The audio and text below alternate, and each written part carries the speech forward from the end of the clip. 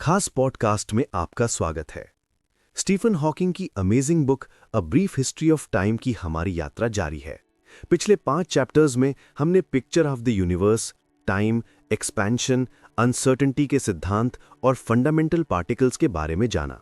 अब हम ब्रह्मांड की सबसे रहस्यमय और आकर्षक विषयों की ओर कदम बढ़ा रहे हैं। अगले 3 चैप्टर्स में हम जानेंगे ब्लैक होल्स क्या हैं, ये कैसे बनते हैं और ये कितने शक्तिशाली होते हैं कि इनसे रोशनी भी नहीं बच सकती। क्या सचमुच ब्लैक होल पूरी तरह से ब्लैक यानी काले होते हैं? और हॉकिंग रेडिएशन क्या है जो इन्हें धीरे धीरे खत्म कर देता है? और सबसे बड़ा सवाल, ब्रह्मांड की उत्पत्ति और उसका अंत कैसे होगा? बिग बैंग से लेकर बिग क्रंच तक की कहानी क्या है? इन जटिल रहस्यों को अपनी सरल हिंदी भाषा में समझने के लिए तैयार हो जाइए। तो लगाइए हेडफोन और शुरू करते हैं a brief history of time के चैप्टर्स 6, 7 और 8 का संपूर्ण audio. Chapter 6, black holes. Black hole शब्द हाल ही में बना है। इसका नाम पहली बार 1969 में अमेरिकन साइंटिस्ट जॉन व्हीलर में दिया था, जो एक ऐसे विचार का 3D चित्रात्मक वर्णन था जो कम से कम 200 साल पुराना था। उस समय लाइट के बारे में 2 सिद्धांत थे। एक, जिसे न्यूटन ने स्वीकार किया था कि लाइट कण यानी पार्टिकल्स से बना है। दूसरा ये कि लाइट तरंगों यानी वेव्स से बना है। अब हमें पता है कि दोनों सिद्धांत सही हैं। क्वांटम मैकेनिक्स के वेव पार्टिकल डुअलिटी के कारण लाइट को वेव और पार्टिकल दोनों माना जाता है।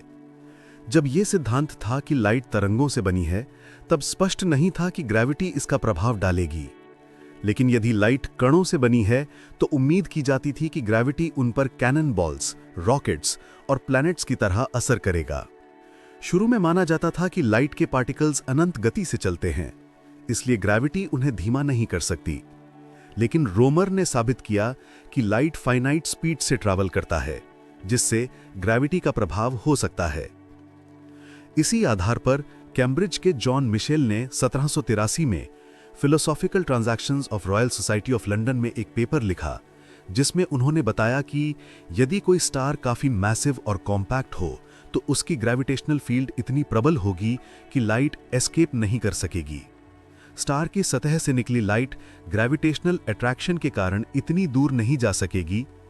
मिशेल ने सुझाव दिया कि यूनिवर्स में ऐसे स्टार्स अनेक हो सकते हैं, यद्यपि वे हमें दिखाई नहीं देंगे क्योंकि उनकी लाइट हम तक नहीं पहुंचेगी, लेकिन हम उनकी ग्रेविटेशनल अट्रैक्शन को महसूस कर सकते हैं। ऐसे ऑब्जेक्ट्स को हम आज ब्लैक होल्स कहते हैं, क्योंकि वे स्पेस में काले वॉइड्स होते हैं। कुछ वर्षों बाद French scientist Marxist D Laplace ने भी स्वतंत्र रूप से इसी प्रकार का सुझाव दिया। दिलचस्प बात यह है कि लैप्लास ने इसे केवल अपनी पुस्तक the system of the world के पहले और दूसरे संस्करणों में रखा, बाद के संस्करणों से हटा दिया। शायद उन्हें यह विचार अजीब लगा। साथ ही 19वीं सदी में पार्टिकल थ्योरी ऑफ लाइट को कम महत्व मिला। ऐसा माना गया कि सब कुछ वेव थ्योरी से समझाया जा सकता है, और इस सिद्धांत के अनुसार यह स्पष्ट नहीं था कि लाइट पर ग्रेविटी का प्रभाव होगा या नहीं।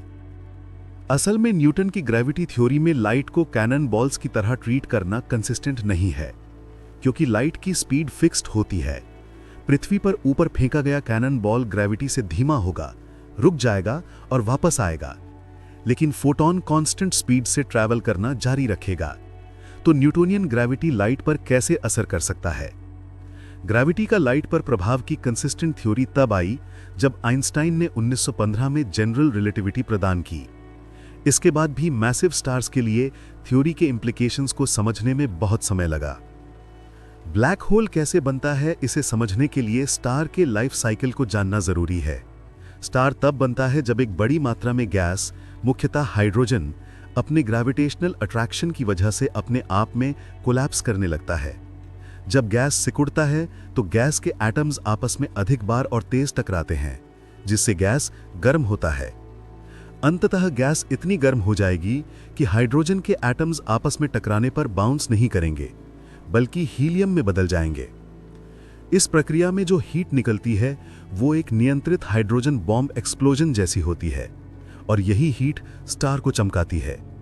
ये अतिरिक्त हीट गैस के दबाव को भी बढ़ाती है, जब तक कि वो ग्रेविटेशनल अट्रैक्शन को बैलेंस ना कर दे और गैस कॉन्ट्रैक्शन रुक न जाए। ये बलून की तरह होता है। अंदर की हवा का दबाव बलून को फैलाना चाहता है और रबर की टेंशन उसे छोटा करने को।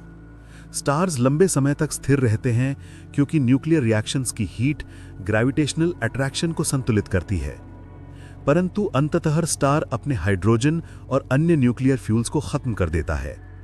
विरोधाभास ये है कि जितना अधिक फ्यूल स्टार के पास शुरू में होता है, वो उतनी ही जल्दी खत्म हो जाता है। क्योंकि बड़ा स्टार अधिक गर्म होता है, जिससे वो ज्यादा तेजी से फ्यूल खर्च करता है। हमारा सन लगभग 5000 मिलियन साल के लिए फ्यूल रखता है, लेकिन अधिक मैसिव स्टार्स केवल 100 मिलियन साल में अपना फ्यूल समाप्त कर देते हैं, जो बहुत कम है यूनिवर्स के उम्र के हिसाब से। जब स्टार का फ्यूल खत्म हो जाता है तो वो ठंडा होकर सिकुड़ना शुरू कर देता है। इसके बाद क्या होगा, ये पहली बार 1920 के दशक के अंत में समझा गया। 1928 में एक भारतीय ग्रेजुएट छात्र सुब्रमण्यन चंद्रशेखर इंग्लैंड गए कैम्ब्रिज में पढ़ाई करने के लिए, जहां उन्होंने ब्रिटिश खगोल वैज्ञानिक सर आर्थर एडिंगटन के साथ अध्ययन किया, जो जनरल रिलेटिविटी के विशेषज्ञ थे। कुछ इतिहासों के अनुसार 1920 के दशक की शुरुआत में एक पत्रकार ने एडिंगटन से कहा कि उसने सुना है कि दुनिया में केवल 3 लोग हैं जो जनरल रिलेटिविटी को समझते हैं। एडिंगटन ने कुछ समय सोचा और फिर उत्तर दिया, मैं ये सोच रहा हूं कि तीसरा कौन है। भारत से यात्रा के दौरान चंद्रशेखर ने यह गणना की कि एक तारा कितना बड़ा हो सकता है और अपने स्वयं की ग्रेविटी के खिलाफ खुद को कैसे सहारा देता है जब उसका सारा फ्यूल समाप्त हो जाता है। विचार यह था कि जब तारा छोटा हो जाता है तो मैटर के कण एक दूसरे के बहुत करीब आ जाते हैं और पॉली एक्सक्लूजन प्रिंसिपल के अनुसार उनकी वेलोसिटीज काफी अलग होनी चाहिए। ये उन्हें एक दूसरे से दूर भगा देता है, जिससे तारा एक्सपैंड होता है। इसलिए तारा ग्रेविटी के अट्रैक्शन और एक्सक्लूजन प्रिंसिपल की रिपल्शन के बीच में संतुलन बनाकर एक कांस्टेंट रेडियस बनाए रख सकता है, जिससे इसकी लाइफ के पहले चरणों में ग्रेविटी हीट द्वारा संतुलित था। लेकिन चंद्रशेखर ने महसूस किया कि एक्सक्लूजन प्रिंसिपल की रिपल्शन की भी एक सीमा होती है। जनरल रिलेटिविटी थ्योरी के अनुसार मैटर पार्टिकल्स के बीच वेलोसिटी का अधिकतम अंतर लाइट की स्पीड तक सीमित होता है। इसका अर्थ यह है कि जब तारा काफी डेंस हो जाता है तो एक्सक्लूजन प्रिंसिपल से उत्पन्न रिपल्शन ग्रेविटी की अट्रैक्शन से कम हो जाएगी। चंद्रशेखर ने अनुमान लगाया कि अगर एक ठंडा तारा सूर्य के मास के लगभग 1.5 गुना से अधिक मास का होता है तो वो अपनी ग्रेविटी के खिलाफ खुद को सपोर्ट नहीं कर पाएगा। इस मास को अब चंद्रशेखर लिमिट कहा जाता है। लगभग उसी समय रूस के साइंटिस्ट लेव डेविडोविच लैंडाउ ने समान खोज की। ये मैसिव स्टार्स के अंतिम भाग्य के लिए गंभीर नतीजे रखता है। यदि किसी तारे का मास चंद्रशेखर लिमिट से कम होता है तो वो अल्टीमेटली अपना कॉन्ट्रैक्शन रोक सकता है और एक संभावित अंतिम स्थिति में व्हाइट ड्वार्फ के रूप में सेटल हो जाता है, जिसका रेडियस कुछ हजार माइल्स होता है और डेंसिटी सैकड़ों टन्स प्रति क्यूबिक इंच होती है। एक व्हाइट ड्वार्फ अपने मैटर में इलेक्ट्रॉन्स के बीच एक्सक्लूजन प्रिंसिपल की रिपल्शन से सपोर्ट होता है। हम ऐसे कई व्हाइट ड्वार्फ स्टार्स को देखते हैं। इनमें से सबसे पहले पाए जाने वाला तारा सीरियस के चारों ओर ऑर्बिट करता है, जो कि रात के आकाश का सबसे चमकीला तारा है। लैंडाउ ने बताया कि एक और संभव अंतिम अवस्था होती है जिसका लिमिटिंग मास लगभग 1 या 2 गुना सूर्य के मास के बराबर होता है, लेकिन आकार में व्हाइट ड्वार्फ से भी कहीं छोटा होता है। ये तारे न्यूट्रॉन्स और प्रोटॉन्स के बीच एक्सक्लूजन प्रिंसिपल की रिपल्शन से सपोर्ट होते हैं, इलेक्ट्रॉन्स के बीच नहीं। इन्हें न्यूट्रॉन स्टार्स कहा गया। इनका रेडियस केवल लगभग 10 माइल्स होता है और डेंसिटी सैकड़ों मिलियन टन प्रति क्यूबिक इंच होती है।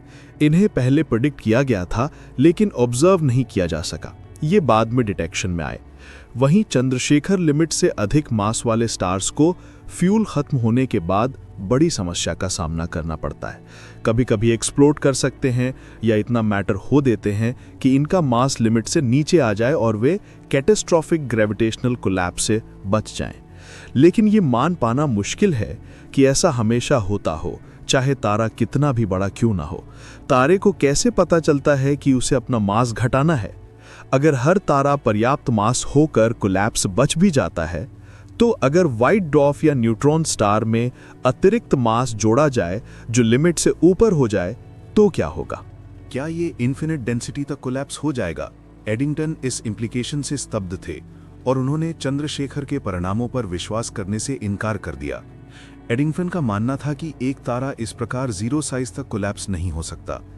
अधिकतर वैज्ञानिक इसी विचार में थे।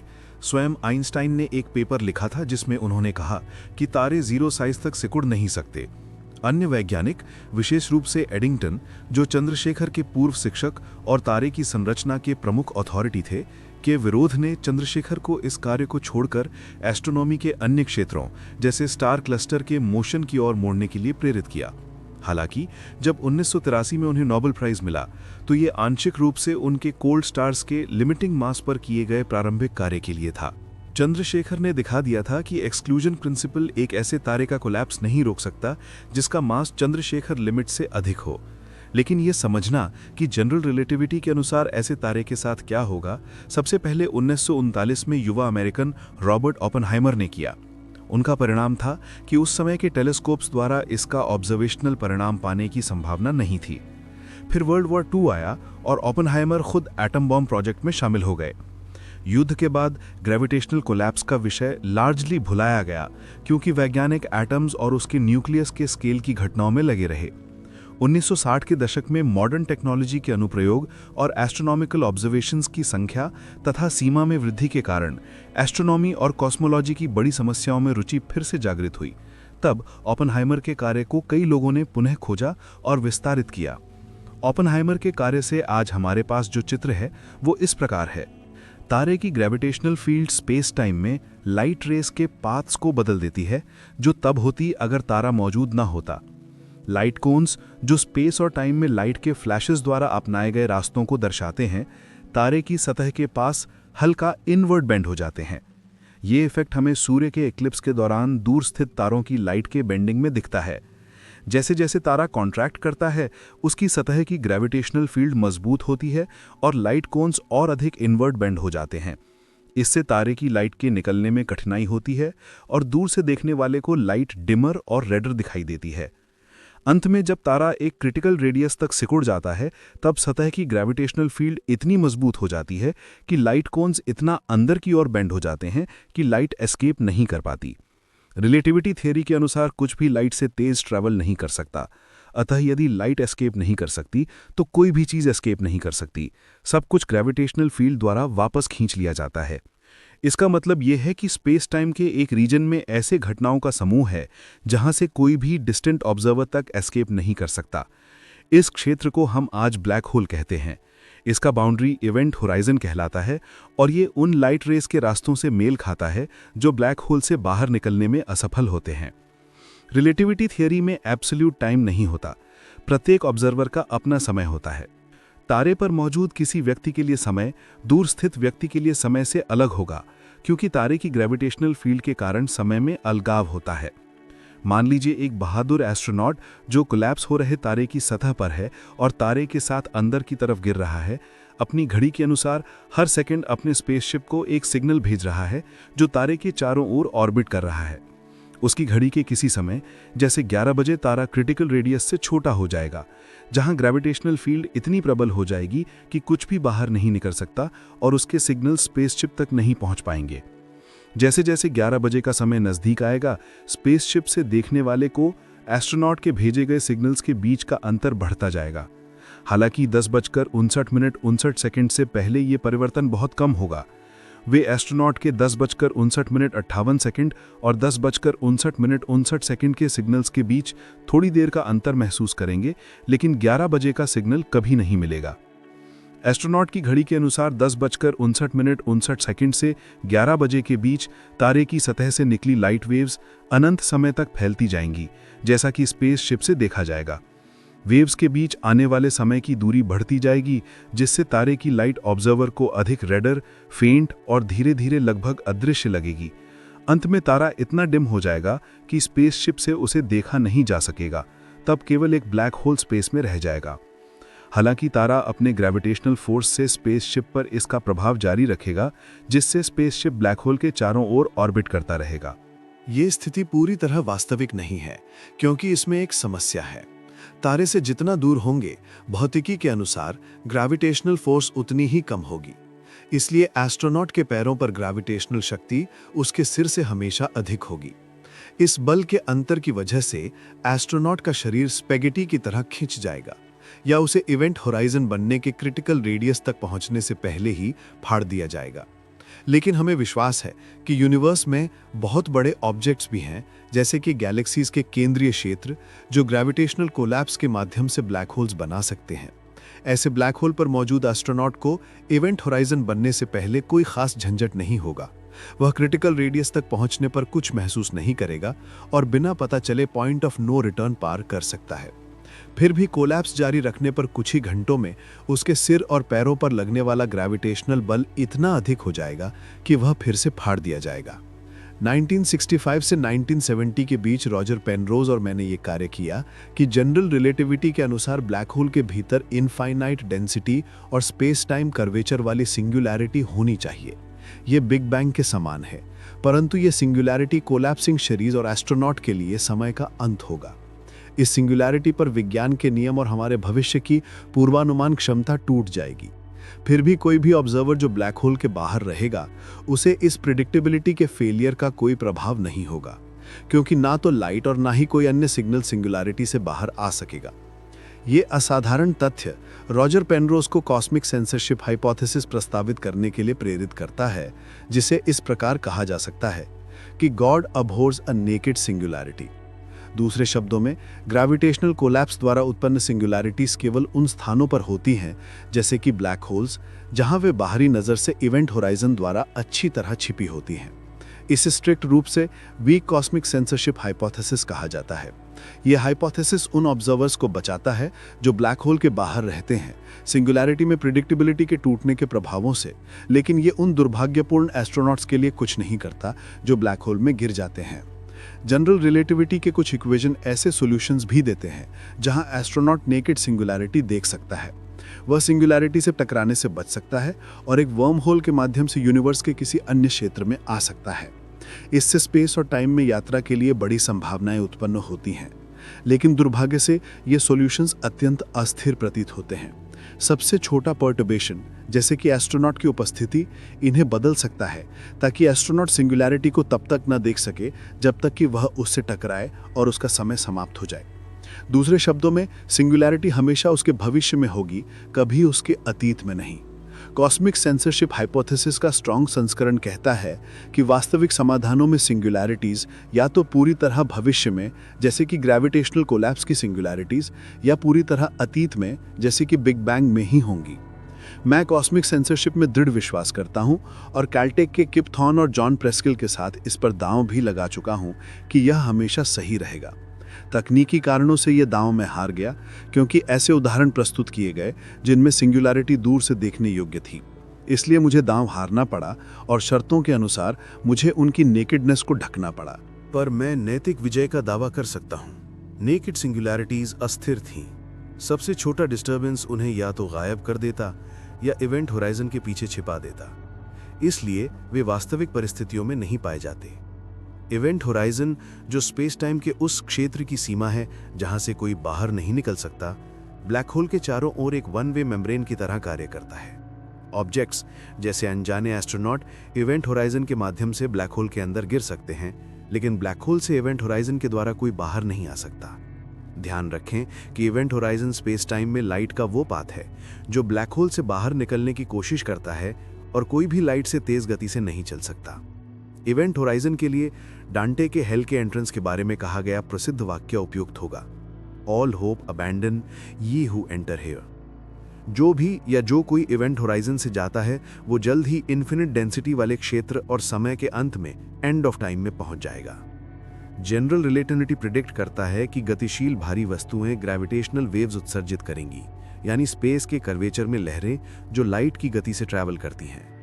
ये लाइट वेव्स की तरह लहरें हैं जो इलेक्ट्रोमैग्नेटिक फील्ड की लहरें हैं, लेकिन इन्हें डिटेक्ट करना बहुत कठिन है। इन्हें पास पास फ्रीली मूविंग ऑब्जेक्ट्स के बीच दूरी में होने वाले सूक्ष्म बदलाव से देखा जा सकता है। अमेरिका, यूरोप और जापान में ऐसे डिटेक्टर्स बनाए जा रहे हैं जो इतनी संवेदनशीलता से डिस्प्लेसमेंट्स को माप पाएंगे कि वो 1000 मिलियन मिलियन मिलियन यानी एक के बाद 21 जीरोस के एक भाग के बराबर होगी, जो 10 मील की दूरी पर एक एटम के न्यूक्लियस से भी कम है। जैसे लाइट ग्रेविटेशनल वेव्स भी अपनी ऊर्जा उन ऑब्जेक्ट्स से दूर ले जाती हैं जो इन्हें उत्सर्जित करते हैं, इसलिए मैसिव ऑब्जेक्ट्स का सिस्टम अंततः एक स्थिर स्थिति में आ जाता है, क्योंकि उनकी गति की ऊर्जा ग्रेविटेशनल वेव्स के उत्सर्जन से दूर चली जाती है। ये पानी में कॉर्क डालने जैसा है। शुरू में कॉर्क बहुत हिलता डुलता रहता है, लेकिन जैसे ही रिपल्स उसकी ऊर्जा ले जाते हैं वो स्थिर हो जाता है। उदाहरण के लिए पृथ्वी का सूर्य के चारों ओर ऑर्बिट ग्रेविटेशनल वेव्स उत्पन्न करता है। इस वजह से एनर्जी लॉस होता है, जिससे धीरे धीरे पृथ्वी सूर्य के करीब आती जाती है, अंत में टकरा सकती है और स्थिर स्थिति में आ जाती है। पृथ्वी और सूर्य के मामले में एनर्जी लॉस की दर बहुत कम है, लगभग इतनी कि एक छोटा इलेक्ट्रिक हीटर चल सके। इसका मतलब है कि पृथ्वी को सूरज से टकराने में हजारों ट्रिलियन ट्रिलियन ट्रिलियन साल लगेंगे, इसलिए अभी इसकी कोई चिंता नहीं है। पृथ्वी के ऑर्बिट में यह परिवर्तन बहुत धीमा है, इसलिए इसका कोई डायरेक्ट ऑब्जर्वेशनल प्रमाण नहीं है, लेकिन इसी प्रकार का प्रभाव PSR 1913+16 नामक सिस्टम में देखा गया है। PSR का अर्थ है पल्सर, जो न्यूट्रॉन स्टार का एक विशेष प्रकार है जो रेगुलर रेडियो वेव्स एमिट करता है। इस सिस्टम में 2 न्यूट्रॉन स्टार्स हैं जो एक दूसरे के चारों ओर ऑर्बिट कर रहे हैं और ग्रेविटेशनल वेव्स उत्सर्जित कर अपनी एनर्जी खो रहे हैं, जिससे वे स्पाइरल करते हुए एक दूसरे के करीब आ रहे हैं। इस जनरल रिलेटिविटी की पुष्टि के लिए J.H. टेलर और R.A. हल्स को 1993 में नोबेल प्राइज से सम्मानित किया गया। वे लगभग 300 मिलियन साल में टकरा सकते हैं। टकराने से ठीक पहले वे इतनी तेजी से ऑर्बिट कर रहे होंगे कि उनकी उत्सर्जित ग्रेविटेशनल वेव्स डिटेक्टर्स जैसे लाइगो में पकड़ी जाएंगी। एक तारे के ग्रेविटेशनल कोलैप्स के दौरान ब्लैक होल बनने में उसकी गतियां अधिक तीव्र होंगी, इसलिए ऊर्जा के उत्सर्जन की दर भी बहुत अधिक होगी। इसलिए इसे एक स्थिर स्थिति में पहुंचने में ज्यादा समय नहीं लगेगा। ये अंतिम अवस्था कैसी दिखेगी? संभवतः ये उस तारे की जटिल विशेषताओं पर निर्भर करेगा जिससे ये बना है, न केवल उसका मास और रोटेशन रेट, बल्कि तारे के विभिन्न हिस्सों की डेंसिटी और उसके अंदर गैसों की जटिल गतियां भी। यदि ब्लैक होल्स उन वस्तुओं जितने विभिन्न प्रकार के होंगे जिनसे वे बने हैं, तो सामान्य ब्लैक होल्स के बारे में किसी अनुमान पर पहुंचना बहुत मुश्किल होगा। हालांकि 1967 में ब्लैक होल्स की स्टडी में क्रांतिकारी बदलाव आया जब कैनेडियन वैज्ञानिक वर्नर इजराइल ने, जो बर्लिन में जन्मे, दक्षिण अफ्रीका में पले बढ़े और आयरलैंड में डॉक्टरेट किए, ने दिखाया कि जनरल रिलेटिविटी के अनुसार नॉन रोटेटिंग ब्लैक होल्स बहुत सरल होंगे। वे परफेक्ट स्फेरिकल होंगे, उनका आकार केवल उनके मास पर निर्भर करेगा और समान मास वाले हर 2 ब्लैक होल्स बिल्कुल एक जैसे होंगे। वास्तव में उन्हें आइंस्टाइन के समीकरणों के एक विशिष्ट सॉल्यूशन द्वारा वर्णित किया जा सकता है, जिसे 1917 में कार्ल श्वार्ट्ज़चाइल्ड ने जनरल रिलेटिविटी की खोज के बाद खोजा था। शुरू में कई लोगों, जिसमें इजराइल स्वयं भी शामिल थे, का तर्क था कि चूंकि ब्लैक होल्स परफेक्ट स्फेरिकल होते होंगे, इसलिए केवल परफेक्ट स्फेरिकल ऑब्जेक्ट्स के कोलैप्स से ही ब्लैक होल बन सकता है। कोई भी असली तारा जो कभी परफेक्ट स्फेरिकल नहीं होता, केवल नेकेड सिंगुलैरिटी बन सकता था। पर इस परिणाम की एक भिन्न व्याख्या भी थी, जिसे विशेष रूप से रॉजर पेनरोज और जॉन व्हीलर ने समर्थन दिया। उनका कहना था कि स्टार के कोलैप्स में इन्वॉल्व्ड तेज गतियां ग्रेविटेशनल वेव्स उत्पन्न करेंगी, जो स्टार को और अधिक स्फेरिकल बना देंगी, और जब स्टार स्टेशनरी स्टेट में पहुंचता है तो वे बिल्कुल स्फेरिकल होगा।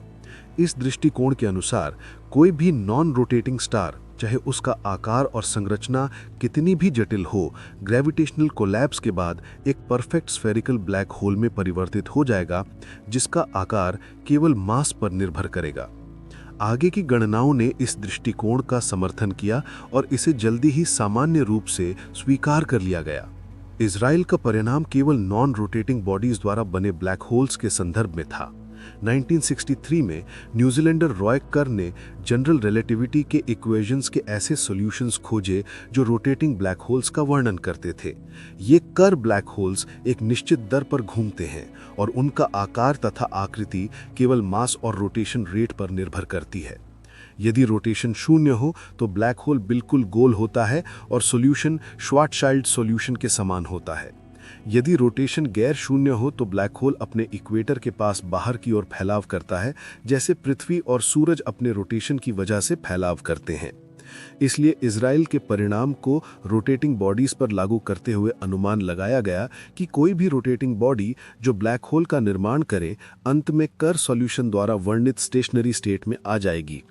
1970 में कैम्ब्रिज के मेरे एक सहयोगी और fellow research student Brandon Carter ने इस अनुमान को सिद्ध करने की दिशा में पहला कदम उठाया। उन्होंने दिखाया कि यदि स्टेशनरी रोटेटिंग ब्लैक होल का एक एक्सिस ऑफ सिमेट्री हो, जैसे एक घूमता हुआ टॉप, तो उसका आकार और आकृति केवल उसके मास और रोटेशन रेट पर निर्भर करेगा। फिर 1971 में मैंने साबित किया कि कोई भी स्टेशनरी रोटेटिंग ब्लैक होल वास्तव में ऐसा एक्सिस ऑफ सिमेट्री रखेगा। अंततः 1973 में लंदन के किंग्स कॉलेज के डेविड रॉबिन्सन ने कार्टर और मेरे परिणामों का उपयोग करते हुए दिखाया कि यह अनुमान सही था। ऐसा ब्लैक होल वास्तव में कर्व सॉल्यूशन होना चाहिए। इसलिए ग्रेविटेशनल कोलैप्स के बाद एक ब्लैक होल ऐसी स्थिति में आना चाहिए जिसमें वो रोटेट करे लेकिन पल्सेट न करे। इसके अलावा इसका आकार और रूप केवल इसके मास और रोटेशन रेट पर निर्भर करेगा और उस बॉडी की प्रकृति पर नहीं जो कोलैप्स्ड होकर उसे बनाया। इस परिणाम को a black hole has no hair theorem के नाम से जाना जाता है। नो हेयर थ्योरम का व्यवहारिक महत्व बहुत है क्योंकि यह ब्लैक होल्स के संभावित प्रकारों को अत्यंत सीमित कर देता है। इसलिए हम ऐसे ऑब्जेक्ट्स का विस्तृत मॉडल बना सकते हैं जिनमें ब्लैक होल्स हो सकते हैं और फिर उनकी भविष्यवाणियों की तुलना ऑब्जर्वेशन से कर सकते हैं। इसका यह भी अर्थ है कि ब्लैक होल बनने पर कोलैप्स्ड बॉडी के बारे में बहुत सारी जानकारी खो जाती है, क्योंकि बाद में हम उस बॉडी के बारे में केवल उसका मास और रोटेशन रेट ही माप सकते हैं। इसके महत्व को अगले अध्याय में देखा जाएगा। ब्लैक होल्स विज्ञान के इतिहास के उन कुछ मामलों में से हैं जिनमें थ्योरी को बिना ऑब्जर्वेशनल सिद्धांत के पहले मैथमेटिकल मॉडल के रूप में विस्तृत रूप से विकसित किया गया। वास्तव में यह ब्लैक होल्स के विरोधियों का मुख्य तर्क था। ऐसे ऑब्जेक्ट्स पर कैसे विश्वास किया जा सकता है जिनके लिए केवल गणनाओं के आधार पर ड्यूबियस जनरल रिलेटिविटी थ्योरी का समर्थन हो। हालांकि 1963 में पैलोमार ऑब्जर्वेटरी कैलिफोर्निया के खगोल विज्ञानी मार्टिन श्मिट ने एक दूरस्थ फेंट स्टार्स जैसे ऑब्जेक्ट 3C273, जो कैम्ब्रिज कैटलॉग में रेडियो सोर्सेज का सोर्स नंबर 273 है, का रेड शिफ्ट मापा। उन्होंने पाया कि ये रेड शिफ्ट ग्रेविटेशनल फील्ड के कारण नहीं हो सकता, क्योंकि यदि ऐसा होता तो ऑब्जेक्ट का मास इतना विशाल और हमसे इतना कम दूरी पर होता कि यह सोलर सिस्टम के प्लैनेट्स के ऑर्बिट को प्रभावित करता। इसका मतलब था कि ये रेड शिफ्ट यूनिवर्स के विस्तार के कारण था, जिससे ऑब्जेक्ट बहुत दूर था। इतनी दूर से विजिबल होने के लिए ऑब्जेक्ट को बहुत ब्राइट होना चाहिए, अर्थात यह बहुत अधिक ऊर्जा उत्सर्जित कर रहा होगा। इस बड़ी मात्रा में ऊर्जा उत्पन्न करने का कोई और यथार्थवादी तरीका नहीं था सिवाय स्टार्स या पूरे गैलेक्सी के सेंट्रल रीजन के ग्रेविटेशनल कोलैप्स के। कई अन्य सिमिलर क्वाजी स्टेलर ऑब्जेक्ट्स या क्वाजार्स की खोज हुई है जिनके बड़े रेड शिफ्ट्स हैं, लेकिन वे सब इतने दूर हैं कि ऑब्जर्वेशनल तौर पर ब्लैक होल्स का डेफिनेटिव प्रमाण देना मुश्किल है। 1967 में कैम्ब्रिज की रिसर्च छात्रा जॉसलिन बेल बर्नल ने ऐसे ऑब्जेक्ट्स की खोज की जो नियमित रेडियो वेव पल्सेस एमिट करते थे। शुरुआत में बेल और उनकी सुपरवाइजर एंटोनी ह्यूइश ने सोचा कि ये कोई एलियन सिविलाइजेशन हो सकती है। जब उन्होंने इसके बारे में घोषणा की तो मैंने सुना कि उन्होंने इन्हें LGM-1 से LGM-4 नाम दिया, जिसका अर्थ था लिटिल ग्रीन मैन। अंततः वे और सभी अन्य वैज्ञानिक यह निष्कर्ष निकाले कि ये ऑब्जेक्ट्स, जिन्हें पल्सर्स कहा गया, वास्तव में रोटेटिंग न्यूट्रॉन स्टार्स थे जो उनके मैग्नेटिक फील्ड्स और सराउंडिंग मैटर के कॉम्प्लिकेटेड इंटरैक्शन की वजह से रेडियो वेव्स के पल्सेस एमिट करते थे। ये स्पेस वेस्टर्न्स के लेखक के लिए बुरी खबर थी, लेकिन उन कुछ लोगों के लिए आशाजनक थी जो उस समय ब्लैक होल्स पर विश्वास करते थे। यह न्यूट्रॉन स्टार्स के अस्तित्व का पहला सकारात्मक प्रमाण था। एक न्यूट्रॉन स्टार का रेडियस लगभग 10 मील होता है, जो उस क्रिटिकल रेडियस के कुछ गुना है जिसमें एक तारा ब्लैक होल बन जाता है। यदि एक तारा इतनी छोटी जगह पर कोलैप्स कर सकता है तो यह मानना गलत नहीं होगा कि अन्य तारे और भी ज्यादा सामान्य आकार में कोलैप्स कर ब्लैक होल्स बन सकते हैं। हम एक ब्लैक होल का पता कैसे लगा सकते हैं जबकि परिभाषा के अनुसार ये कोई प्रकाश उत्सर्जित नहीं करता? यह ऐसी बात लग सकती है जैसे कोल सेलर में काली बिल्ली को खोजना। भाग्य से इसका तरीका है। जैसा कि जॉन मिचेल ने अपने 1783 के पायनियरिंग पेपर में बताया, एक ब्लैक होल भी पास की वस्तुओं पर ग्रेविटेशनल फोर्स लगाता है। एस्ट्रोनॉमर्स ने अनेक ऐसे सिस्टम्स देखे हैं जिनमें दो तारे एक दूसरे के चारों ओर ग्रेविटी के प्रभाव से ऑर्बिट करते हैं। वहीं कुछ सिस्टम्स ऐसे भी होते हैं जहां केवल एक विजिबल तारा होता है जो अदृश्य साथी के चारों ओर ऑर्बिट करता है। हालांकि ये तुरंत निश्चित नहीं किया जा सकता कि वह अदृश्य साथी ब्लैक होल है। हो सकता है कि वह एक तारा हो जो इतना फेंट हो कि दिखाई न दे। फिर भी कुछ सिस्टम्स जैसे सिग्नस X1 हैं जो मजबूत एक्स-रेज के स्रोत हैं। इस फिनोमिनन का सबसे बेहतर स्पष्टीकरण यह है कि विजिबल स्टार की सतह से मैटर निकल रहा है। जब यह मैटर अदृश्य साथी की ओर गिरता है तो यह स्पाइरल गति में आ जाता है और बहुत गर्म हो जाता है, जिससे एक्स-रेज उत्सर्जित होती हैं। इस प्रक्रिया के काम करने के लिए अदृश्य ऑब्जेक्ट का बहुत छोटा होना आवश्यक है, जैसे एक व्हाइट ड्वार्फ, न्यूट्रॉन स्टार या ब्लैक होल। विजिबल स्टार के ऑब्जर्व्ड ऑर्बिट से अदृश्य ऑब्जेक्ट का न्यूनतम पॉसिबल मास ज्ञात किया जा सकता है। सिग्नस X1 के मामले में यह लगभग सूर्य के मास के 6 गुना है, जो चंद्रशेखर के रिजल्ट्स के अनुसार उपयुक्त नहीं है कि अदृश्य ऑब्जेक्ट एक व्हाइट ड्वार्फ हो। यह न्यूट्रॉन स्टार के लिए भी अधिक मास है, इसलिए ऐसा माना जाता है कि यह ऑब्जेक्ट ब्लैक होल होना चाहिए। कई अन्य मॉडल भी हैं जो सिग्नस X1 को ब्लैक होल के बिना समझाते हैं, लेकिन वे सभी काफी संदिग्ध हैं। ब्लैक होल ही ऑब्जर्वेशंस के लिए सबसे प्राकृतिक व्याख्या लगती है। इसके बावजूद मैंने कैलिफोर्निया के इंस्टीट्यूट ऑफ टेक्नोलॉजी के किप थॉर्न से शर्त लगाई थी कि सिग्नस X1 में ब्लैक होल नहीं होगा। ये मेरे लिए एक प्रकार की इंश्योरेंस पॉलिसी थी। मैंने ब्लैक होल्स पर काफ़ी कार्य किया है और यदि ब्लैक होल्स मौजूद नहीं होंगे तो मेरी पूरी मेहनत व्यर्थ हो जाएगी। लेकिन उस स्थिति में शर्त जीतकर मुझे प्राइवेट आई मैगजीन के 4 साल मिलेंगे। वास्तव में हालांकि 1975 में शर्त लगाने के बाद से सिग्नस X1 की स्थिति में ज़्यादा बदलाव नहीं आया है, लेकिन अब ब्लैक होल्स के पक्ष में इतना ऑब्जर्वेशनल प्रमाण है कि मैंने शर्त मान ली। शर्तों के अनुरूप मैंने पेंटहाउस मैगजीन की 1 साल की सदस्यता की कीमत चुकाई, जो कि किप की लिबरेटेड वाइफ को नागवार गुजरी। हमारे गैलेक्सी में 2 अन्य पड़ोसी गैलेक्सियों, जिन्हें मैगलेन क्लाउड्स कहा जाता है, में भी सिग्नस X1 जैसे अन्य ब्लैक होल्स के प्रमाण मिले हैं। लेकिन ब्लैक होल्स की संख्या निश्चित रूप से बहुत अधिक होगी, क्योंकि ब्रह्मांड के लंबे इतिहास में कई स्टार्स को अपना न्यूक्लियर फ्यूल समाप्त कर ग्रेविटेशनल कोलैप्स का सामना करना पड़ा होगा। ब्लैक होल्स की संख्या संभवतः विजिबल स्टार्स की संख्या से भी अधिक होगी, जो केवल हमारे गैलेक्सी में ही 1 लाख से अधिक हैं। इतनी बड़ी संख्या में ब्लैक होल्स की अतिरिक्त ग्रेविटेशनल अट्रैक्शन हमारे गैलेक्सी के घूमने की दर को भी समझा सकती है।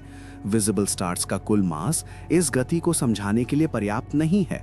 हमारे पास ये भी कुछ प्रमाण है कि हमारे गैलेक्सी के केंद्र में लगभग सूर्य के मास के 100,000 गुना का एक बहुत बड़ा ब्लैक होल है। उस ब्लैक होल के बहुत करीब आने वाले स्टार्स ग्रेविटेशनल फोर्सेस के असमान बलों के कारण फट जाएंगे। उनके अवशेष और अन्य सितारों से निकला गैस ब्लैक होल की ओर गिरेंगे। जैसे सिग्नस X1 के मामले में हुआ, गैस स्पाइरल गति में अंदर जाएगा और गर्म हो जाएगा। हालांकि उतना गर्म नहीं होगा कि एक्स-रेज उत्सर्जित कर सके, लेकिन ये गैलेक्टिक सेंटर में देखे गए बहुत कॉम्पैक्ट रेडियो वेव्स और इंफ्रारेड रेस के स्रोत को समझा सकता है। ऐसा माना जाता है कि क्वेज़ार्स के केंद्रों में भी इसी तरह के और भी बड़े ब्लैक होल्स होते हैं, जिनका मास सूर्य के मास के लगभग 100 मिलियन गुना होता है। उदाहरण के लिए हबल टेलीस्कोप द्वारा M87 नामक गैलेक्सी के निरीक्षण में पता चला है कि ये एक ऐसे केंद्रीय ऑब्जेक्ट के चारों ओर 130 लाइट ईयर्स चौड़ा गैस डिस्क को घूमते हुए दिखाता है, जिसका मास सूर्य के मास के 2 अरब गुना है। ये केवल एक ब्लैक होल ही हो सकता है। ऐसे सुपरमैसिव ब्लैक होल में मैटर के गिरने से उत्पन्न ऊर्जा इतनी विशाल होगी कि ये इन ऑब्जेक्ट्स द्वारा उत्सर्जित की जा रही ऊर्जा की विशाल मात्रा को समझा सकता है। जैसे जैसे मैटर ब्लैक होल में स्पाइरल करता है, वो ब्लैक होल को उसी दिशा में घुमाता है, जिससे ये पृथ्वी के समान मैग्नेटिक फील्ड विकसित करता है। Very high energy particles black hole के आसपास उत्पन्न होंगे। ये मैग्नेटिक फील्ड इतना शक्तिशाली होगा कि ये पार्टिकल्स को जेट्स के रूप में ब्लैक होल की रोटेशन एक्सिस के साथ बाहर की दिशा में फेंक देगा, यानी उसके नॉर्थ और साउथ पोल्स की दिशा में। ऐसी जेट्स कई गैलेक्सीज और क्वेज़ार्स में देखी गई हैं। ये भी संभव है कि कुछ ब्लैक होल्स ऐसे भी हों जिनका मास सूर्य से बहुत कम हो। ऐसे ब्लैक होल्स ग्रेविटेशनल कोलैप्स से नहीं बन सकते, क्योंकि उनका मास चंद्रशेखर मास लिमिट से कम होगा। इतने कम मास वाले स्टार्स न्यूक्लियर फ्यूल खत्म होने पर भी खुद को ग्रेविटी से बचा सकते हैं। कम मास वाले ब्लैक होल्स केवल तभी बन सकते हैं जब मैटर को बहुत बड़े बाहरी दबाव से अत्यधिक संकुचित किया जाए। ऐसी स्थितियां बहुत बड़े हाइड्रोजन बम में हो सकती हैं। फिजिसिस्ट जॉन व्हीलर ने अनुमान लगाया था कि यदि पृथ्वी के सारे महासागरों के हैवी वाटर को एक हाइड्रोजन बम में प्रयोग किया जाए तो इतना संपीड़ित मैटर केंद्र में ब्लैक होल बना सकता है। बिल्कुल तब कोई देखने वाला नहीं बचा होगा। एक और वास्तविक संभावना ये है कि ऐसे कम मास वाले ब्लैक होल्स प्रारंभिक यूनिवर्स के बहुत उच्च टेम्परेचर और प्रेशर में बने होंगे। ब्लैक होल्स केवल तभी बने होंगे जब प्रारंभिक यूनिवर्स पूरी तरह स्मूथ और यूनिफॉर्म नहीं था, क्योंकि केवल वे क्षेत्र जो औसत से अधिक डेंस थे कंप्रेस होकर ही ब्लैक होल बना सकते थे। लेकिन हमें पता है कि प्रारंभिक यूनिवर्स में कुछ इरेगुलरिटीज थीं, क्योंकि अन्यथा मैटर अभी तक सैचुरेटेड और यूनिफॉर्म रहता, न कि स्टार्स और गैलेक्सीज के रूप में समूहीकृत। ये स्पष्ट नहीं है कि स्टार्स और गैलेक्सीज को एक्सप्लेन करने वाली इरेगुलरिटीज ने कितने प्राइमोर्डियल ब्लैक होल्स के निर्माण में योगदान दिया होगा। ये पूरी तरह से प्रारंभिक यूनिवर्स की परिस्थितियों पर निर्भर करता है। तो यदि हम ये निर्धारित कर पाएं कि वर्तमान में कितने प्राइमोर्डियल ब्लैक होल्स मौजूद हैं, तो हमें यूनिवर्स के बहुत प्रारंभिक चरणों के बारे में काफ़ी जानकारी मिल सकती है। प्राइमोर्डियल ब्लैक होल्स जिनका मास 1000 मिलियन टन से अधिक हो, जो एक बड़े पर्वत के मास के बराबर है, केवल उनके ग्रेविटेशनल प्रभाव से ही डिटेक्ट किए जा सकते हैं, या तो अन्य विजिबल मैटर पर या यूनिवर्स के विस्तार पर उनके प्रभाव के माध्यम से। हालांकि जैसा कि हम अगले अध्याय में जानेंगे, ब्लैक होल्स वास्तव में पूरी तरह से काले नहीं होते। वे एक हॉट बॉडी की तरह चमकते हैं, और जितने छोटे होते हैं वे उतने अधिक चमकते हैं। इसलिए विरोधाभासपूर्ण रूप से छोटे ब्लैक होल्स बड़े वाले की तुलना में आसानी से डिटेक्ट किए जा सकते हैं। चैप्टर 7, ब्लैक होल इतने काले नहीं होते। Black hole and so black 1। 1970 से पहले जनरल रिलेटिविटी पर मेरा शोध मुख्यतः इसी प्रश्न पर केंद्रित था कि क्या वास्तव में बिग बैंग सिंगुलैरिटी हुई थी या नहीं। परंतु उसी वर्ष नवंबर में जब मेरी पुत्री लूसी का जन्म हुआ था और एक शाम में शयन हेतु बिस्तर पर जा रहा था, तो मैंने ब्लैक होल के विषय में सोचना आरंभ किया। मेरी शारीरिक विकलांगता इस प्रक्रिया को कुछ धीमा बना देती है, जिसके कारण मुझे सोचने के लिए पर्याप्त समय मिला। उस समय तक यह स्पष्ट परिभाषा उपलब्ध नहीं थी कि स्पेस टाइम में कौन से बिंदु ब्लैक होल के भीतर स्थित हैं और कौन से बाहर। मैंने पहले ही रॉजर पेनरोज के साथ इस विचार पर चर्चा की थी कि ब्लैक होल को उन घटनाओं, सेट ऑफ इवेंट्स का समूह माना जाए जहां से अनंत दूरी तक पहुंचना संभव नहीं है। यही परिभाषा अब सामान्यतः स्वीकार कर ली गई है। इसका तात्पर्य यह है कि ब्लैक होल की सीमा, जिसे इवेंट होराइजन कहते हैं, उन प्रकाश किरणों द्वारा निर्मित होती है जो ब्लैक होल से बच निकलने में असफल रहती हैं और सदा के लिए उसकी सतह पर मंडराती रहती हैं। चित्र 7.1 में यह कुछ वैसा ही है जैसे कोई पुलिस से भाग रहा हो और बस एक कदम आगे रह पा रहा हो, परंतु पूर्णतः बचकर नहीं निकल पा रहा हो। अचानक मुझे यह बोध हुआ कि इन प्रकाश किरणों के पथ कभी एक दूसरे के निकट नहीं आ सकते। यदि वे पास आते तो अंततः टकराना ही पड़ता। यह वैसा ही है जैसे आप पुलिस से भाग रहे हों और सामने से कोई दूसरा भी पुलिस से भागते हुए आ जाए, तब तो दोनों ही पकड़े जाएंगे या इस स्थिति में ब्लैक होल में गिर पड़ेंगे। परंतु यदि ये प्रकाश किरणें ब्लैक होल द्वारा निगल ली जाती तो वे ब्लैक होल की सीमा पर नहीं हो सकती थी। इस कारण इवेंट होराइजन पर स्थित प्रकाश किरणों के पथ सदा एक दूसरे के समानांतर या उनसे दूर ही रह सकते थे। इसे इस प्रकार भी समझा जा सकता है कि इवेंट होराइजन ब्लैक होल की सीमा वास्तव में छाया की परिधि के समान है, आगामी विनाश की छाया। यदि आप किसी बहुत दूर स्थित स्रोत जैसे सूर्य द्वारा डाली गई छाया देखें तो पाएंगे कि छाया के किनारे पर प्रकाश किरणें एक दूसरे के समीप नहीं आती। यदि इवेंट होराइजन की सीमा बनाने वाली प्रकाश किरणें कभी एक दूसरे की ओर ना आ सकें तो इवेंट होराइजन का क्षेत्रफल समय के साथ स्थिर रह सकता है या बढ़ सकता है, किंतु कभी घट नहीं सकता, क्योंकि क्षेत्रफल घटने का अर्थ होगा कि सीमा पर कुछ प्रकाश किरणें एक दूसरे की ओर बढ़ रही हैं।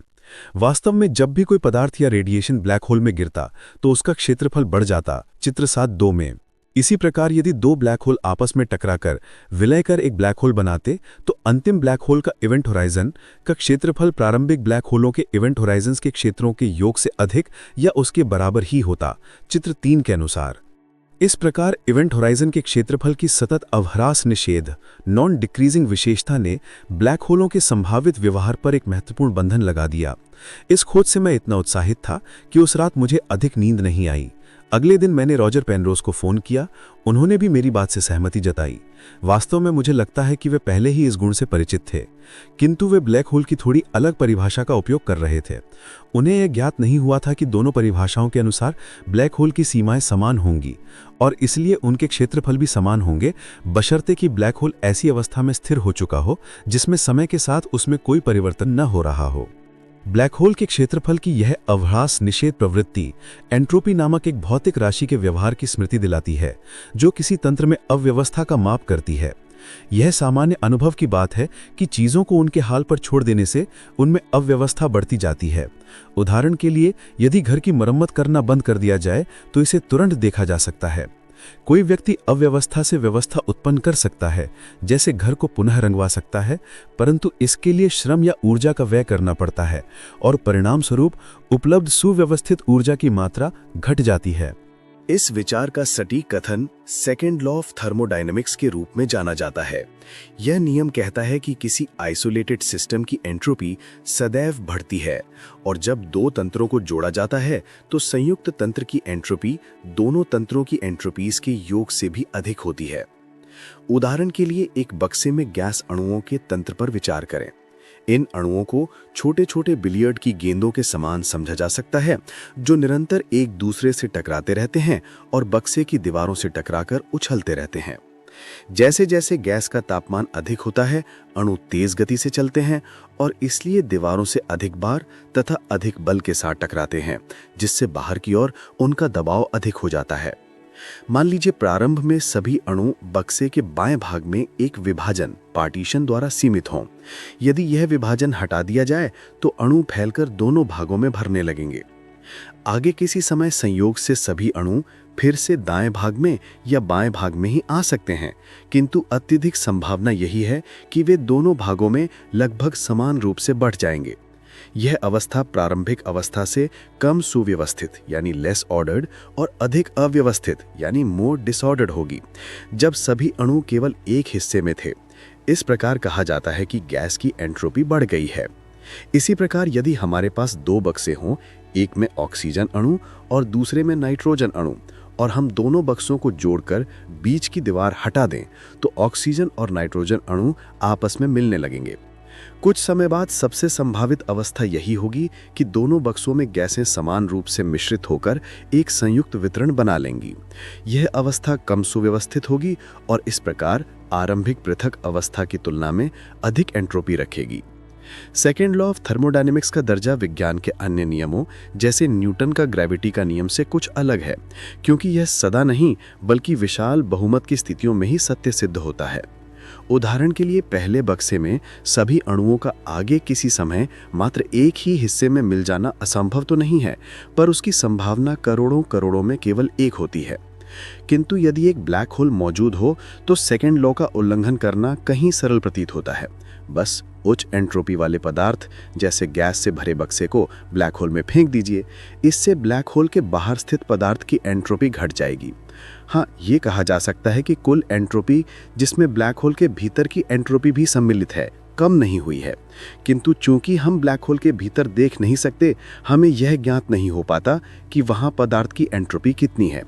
इसलिए यह उपयोगी होता यदि ब्लैक होल का कोई ऐसा गुण होता जिससे बाहर के प्रेक्षक उसकी एंट्रोपी जान सके और जो हर बार बढ़े जब एंट्रोपी युक्त पदार्थ उसमें गिरे।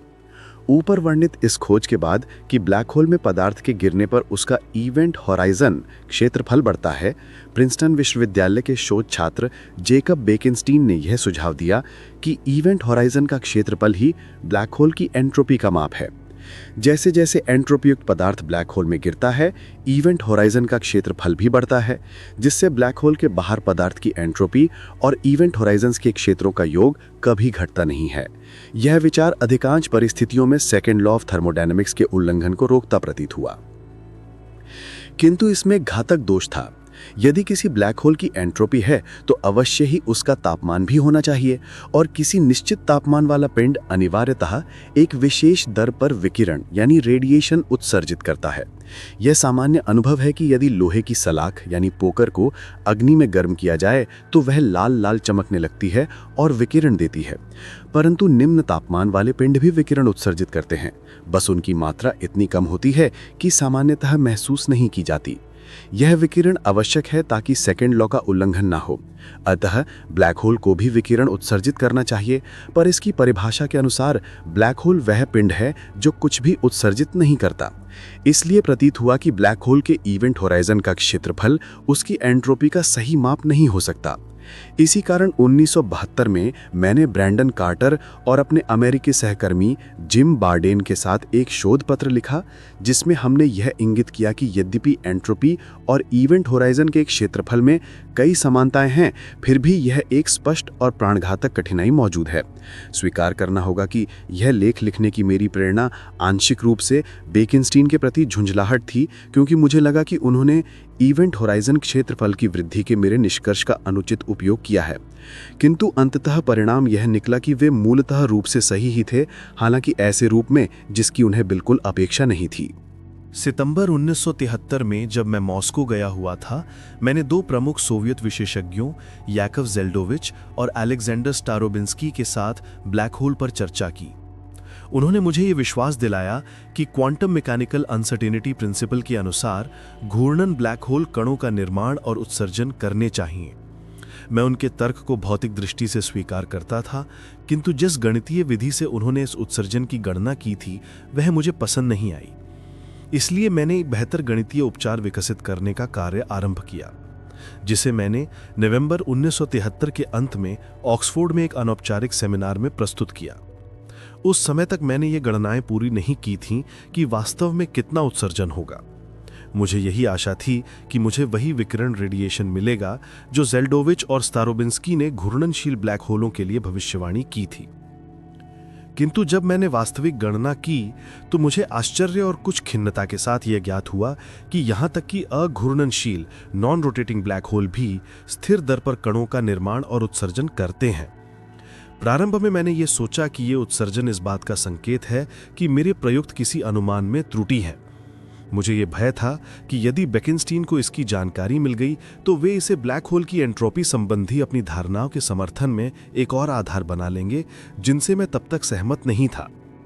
किंतु जितना अधिक मैंने इस पर विचार किया, उतना ही ये प्रतीत हुआ कि मेरे किए गए अनुमान वास्तव में सही थे, और अंततः जिसने मुझे ये विश्वास दिलाया कि ये उत्सर्जन वास्तविक है, वह ये तथ्य था कि उत्सर्जित कणों का स्पेक्ट्रम बिल्कुल उसी प्रकार का था जैसा किसी ऊष्ण पिंड से उत्सर्जित होता है।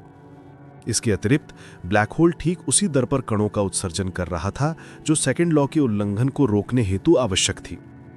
तब से इन गणनाओं को विभिन्न रूपों में अन्य लोगों द्वारा भी दोहराया गया है और सभी ने यही निष्कर्ष निकाला है कि ब्लैक होल वास्तव में कणों और विकिरण का ऐसे उत्सर्जन करते हैं जैसे वे एक ऊष्ण पिंड हों, जिसका तापमान केवल उसके द्रव्यमान पर निर्भर करता है। द्रव्यमान जितना अधिक होगा, तापमान उतना ही कम होगा। ब्लैक होल से कणों का उत्सर्जन संभव कैसे है, जबकि हम जानते हैं कि उसके इवेंट होराइजन के भीतर से कुछ भी बाहर नहीं निकल सकता? इस प्रश्न का उत्तर क्वांटम थ्योरी ये देती है कि ये कण वास्तव में ब्लैक होल के भीतर से नहीं आते, बल्कि उसके इवेंट होराइजन के ठीक बाहर स्थित रिक्त यानी एम्प्टी अंतरिक्ष से उत्पन्न होते हैं। हम इसे इस प्रकार समझ सकते हैं, जिसे हम रिक्त अंतरिक्ष यानी एम्प्टी स्पेस मानते हैं, वह पूर्णतः शून्य नहीं हो सकता, क्योंकि ऐसा मानने का अर्थ होगा कि सभी क्षेत्र जैसे ग्रेविटेशनल और इलेक्ट्रोमैग्नेटिक फील्ड्स का मान बिल्कुल शून्य है। किंतु किसी क्षेत्र का मान और समय के साथ उसका परिवर्तन दर उसी प्रकार परस्पर संबंधित हैं जैसे किसी कण की स्थिति और वेग। अनसर्टेनिटी प्रिंसिपल ये कहता है कि जितना अधिक सटीक रूप से हम इनमें से किसी एक को जानते हैं, उतना ही कम सटीक रूप से हम दूसरे को जान सकते हैं। अतः रिक्त अंतरिक्ष में किसी क्षेत्र का मान बिल्कुल शून्य नहीं हो सकता, क्योंकि तब उसमें मान 0 और दर परिवर्तन यानी भी 0 दोनों ही सटीक रूप से ज्ञात हो जाते। इसलिए उसमें एक न्यूनतम अनिश्चितता या क्वांटम फ्लक्चुएशंस अवश्य होना चाहिए। इन उतार चढ़ावों को प्रकाश या गुरुत्वाकर्षण के कण युग्मों के रूप में सोचा जा सकता है, जो किसी क्षण प्रकट होते हैं, विभाजित होकर चलते हैं और फिर मिलकर एक दूसरे को नष्ट कर देते हैं। ये कण वास्तविक नहीं होते, बल्कि वर्चुअल पार्टिकल्स कहलाते हैं, जैसे सूर्य की गुरुत्वाकर्षण शक्ति का संचरण करने वाले आभासी कण।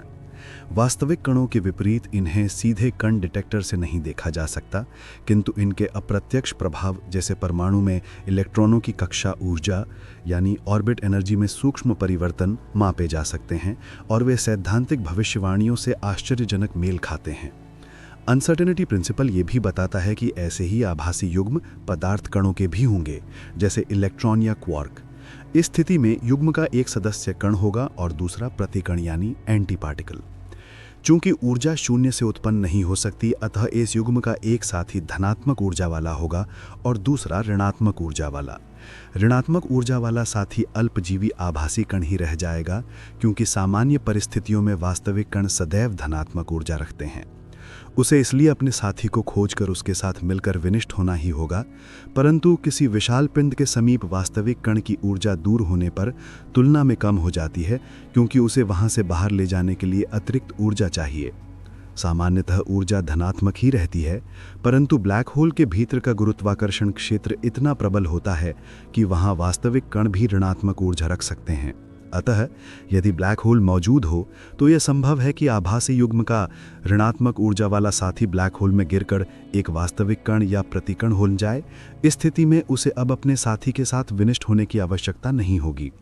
उसका थोड़ा हुआ साथी भी ब्लैक होल में गिर सकता है, अथवा यदि उसमें धनात्मक ऊर्जा हो तो वह आसपास क्षेत्र से बाहर निकलकर एक वास्तविक कण या प्रतिकण के रूप में प्रकट हो सकता है, जैसा कि चित्र 7 में दर्शाया गया है।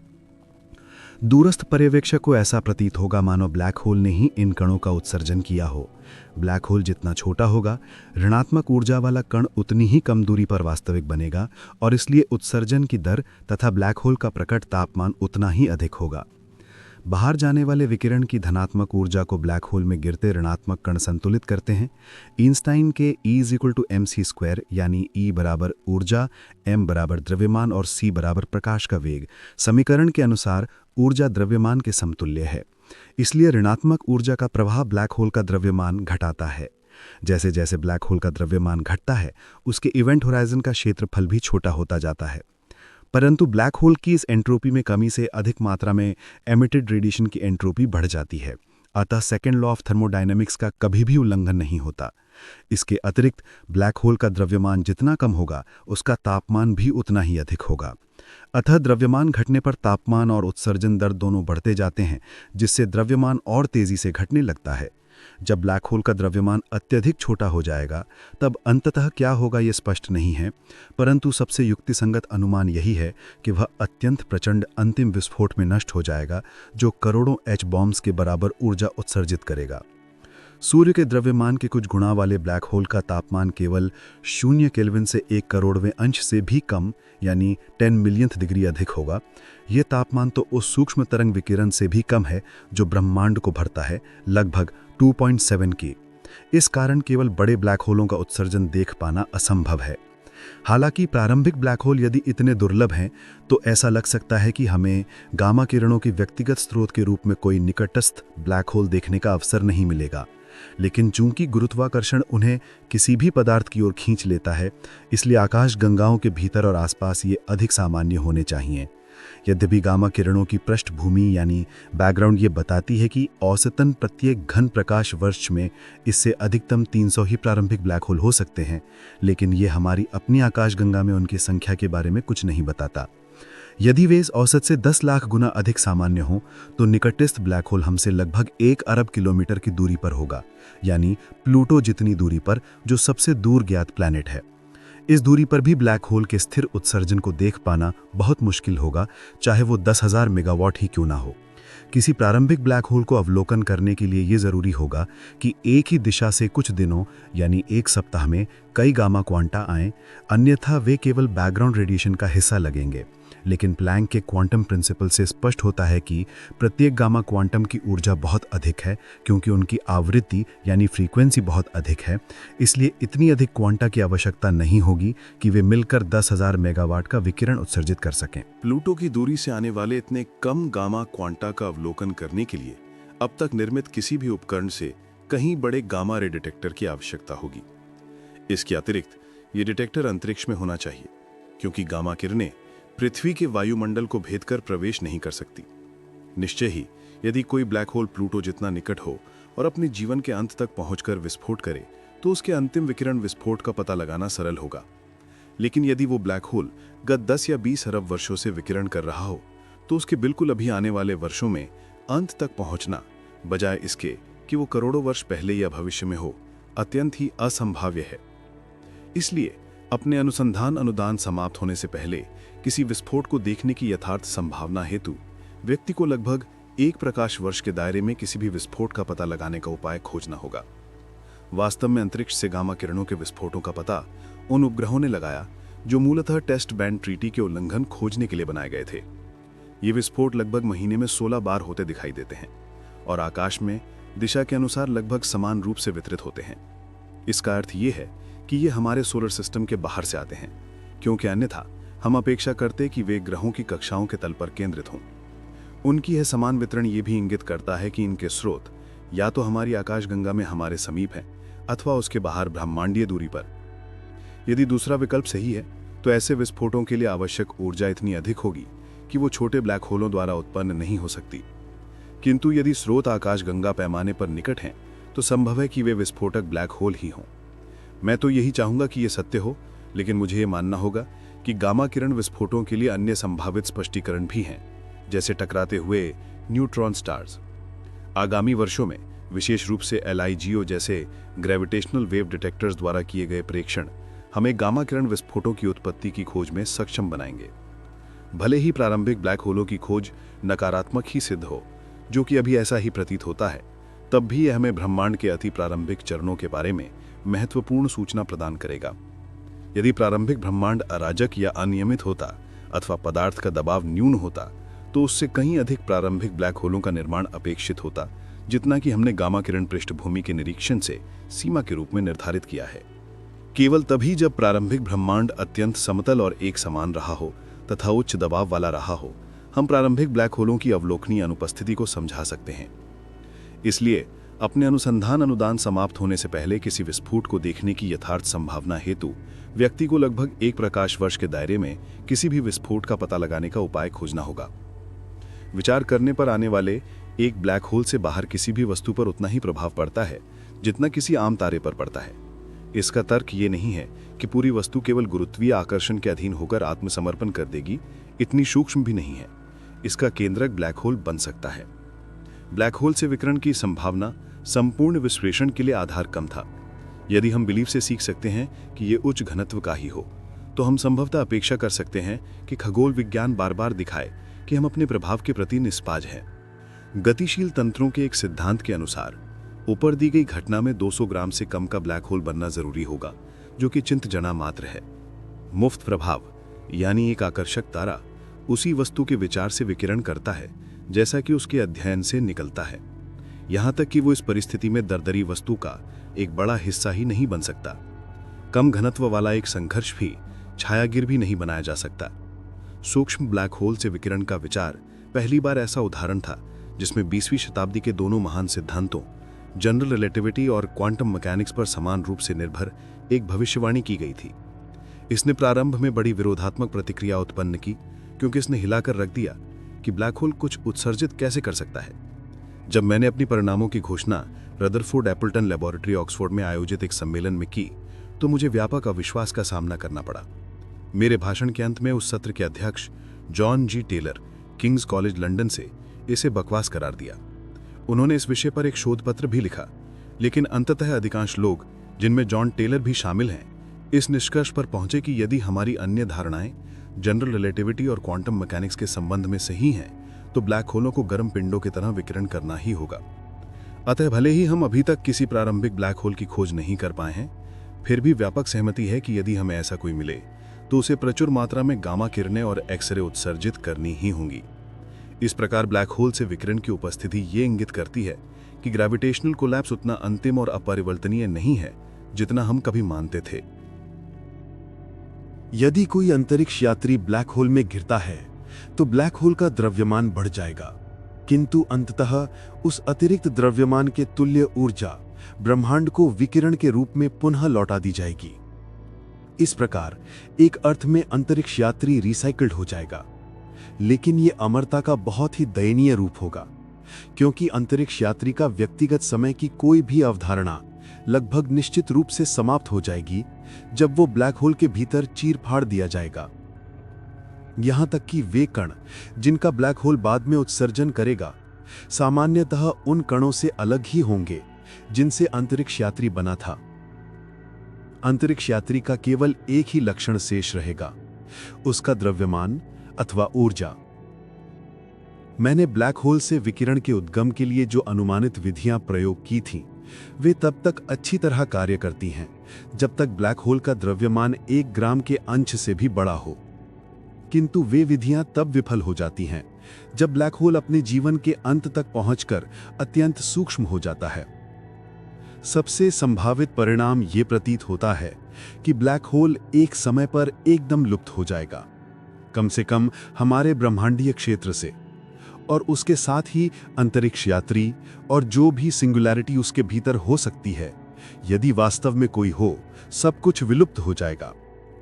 ये पहला संकेत था कि क्वांटम मैकेनिक्स जनरल रिलेटिविटी द्वारा भविष्यवाणी की गई सिंगुलैरिटीज को समाप्त करने में सक्षम हो सकती है। किंतु 1974 में मैं और अन्य लोग जो विधियां प्रयोग कर रहे थे, वे इस प्रश्न का उत्तर नहीं दे सके थे कि क्या क्वांटम ग्रेविटी में सिंगुलैरिटीज उत्पन्न होंगी या नहीं। इसीलिए 1975 के बाद से मैंने रिचर्ड फाइनमैन के सम ओवर हिस्ट्रीज के विचार पर आधारित क्वांटम ग्रेविटी के लिए एक अधिक शक्तिशाली दृष्टिकोण विकसित करना आरंभ किया। इस दृष्टिकोण के अंतर्गत ब्रह्मांड की उत्पत्ति और उसके अंत तथा उसके तत्व, जैसे अंतरिक्ष यात्री से संबंधित जो उत्तर निकलते हैं, उन पर आगामी 2 अध्यायों में चर्चा की जाएगी।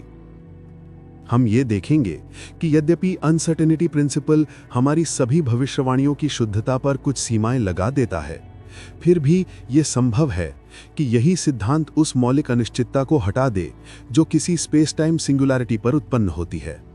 Chapter 8 the origin and fate of the universe, ब्रह्मांड की उत्पत्ति और उसका भविष्य।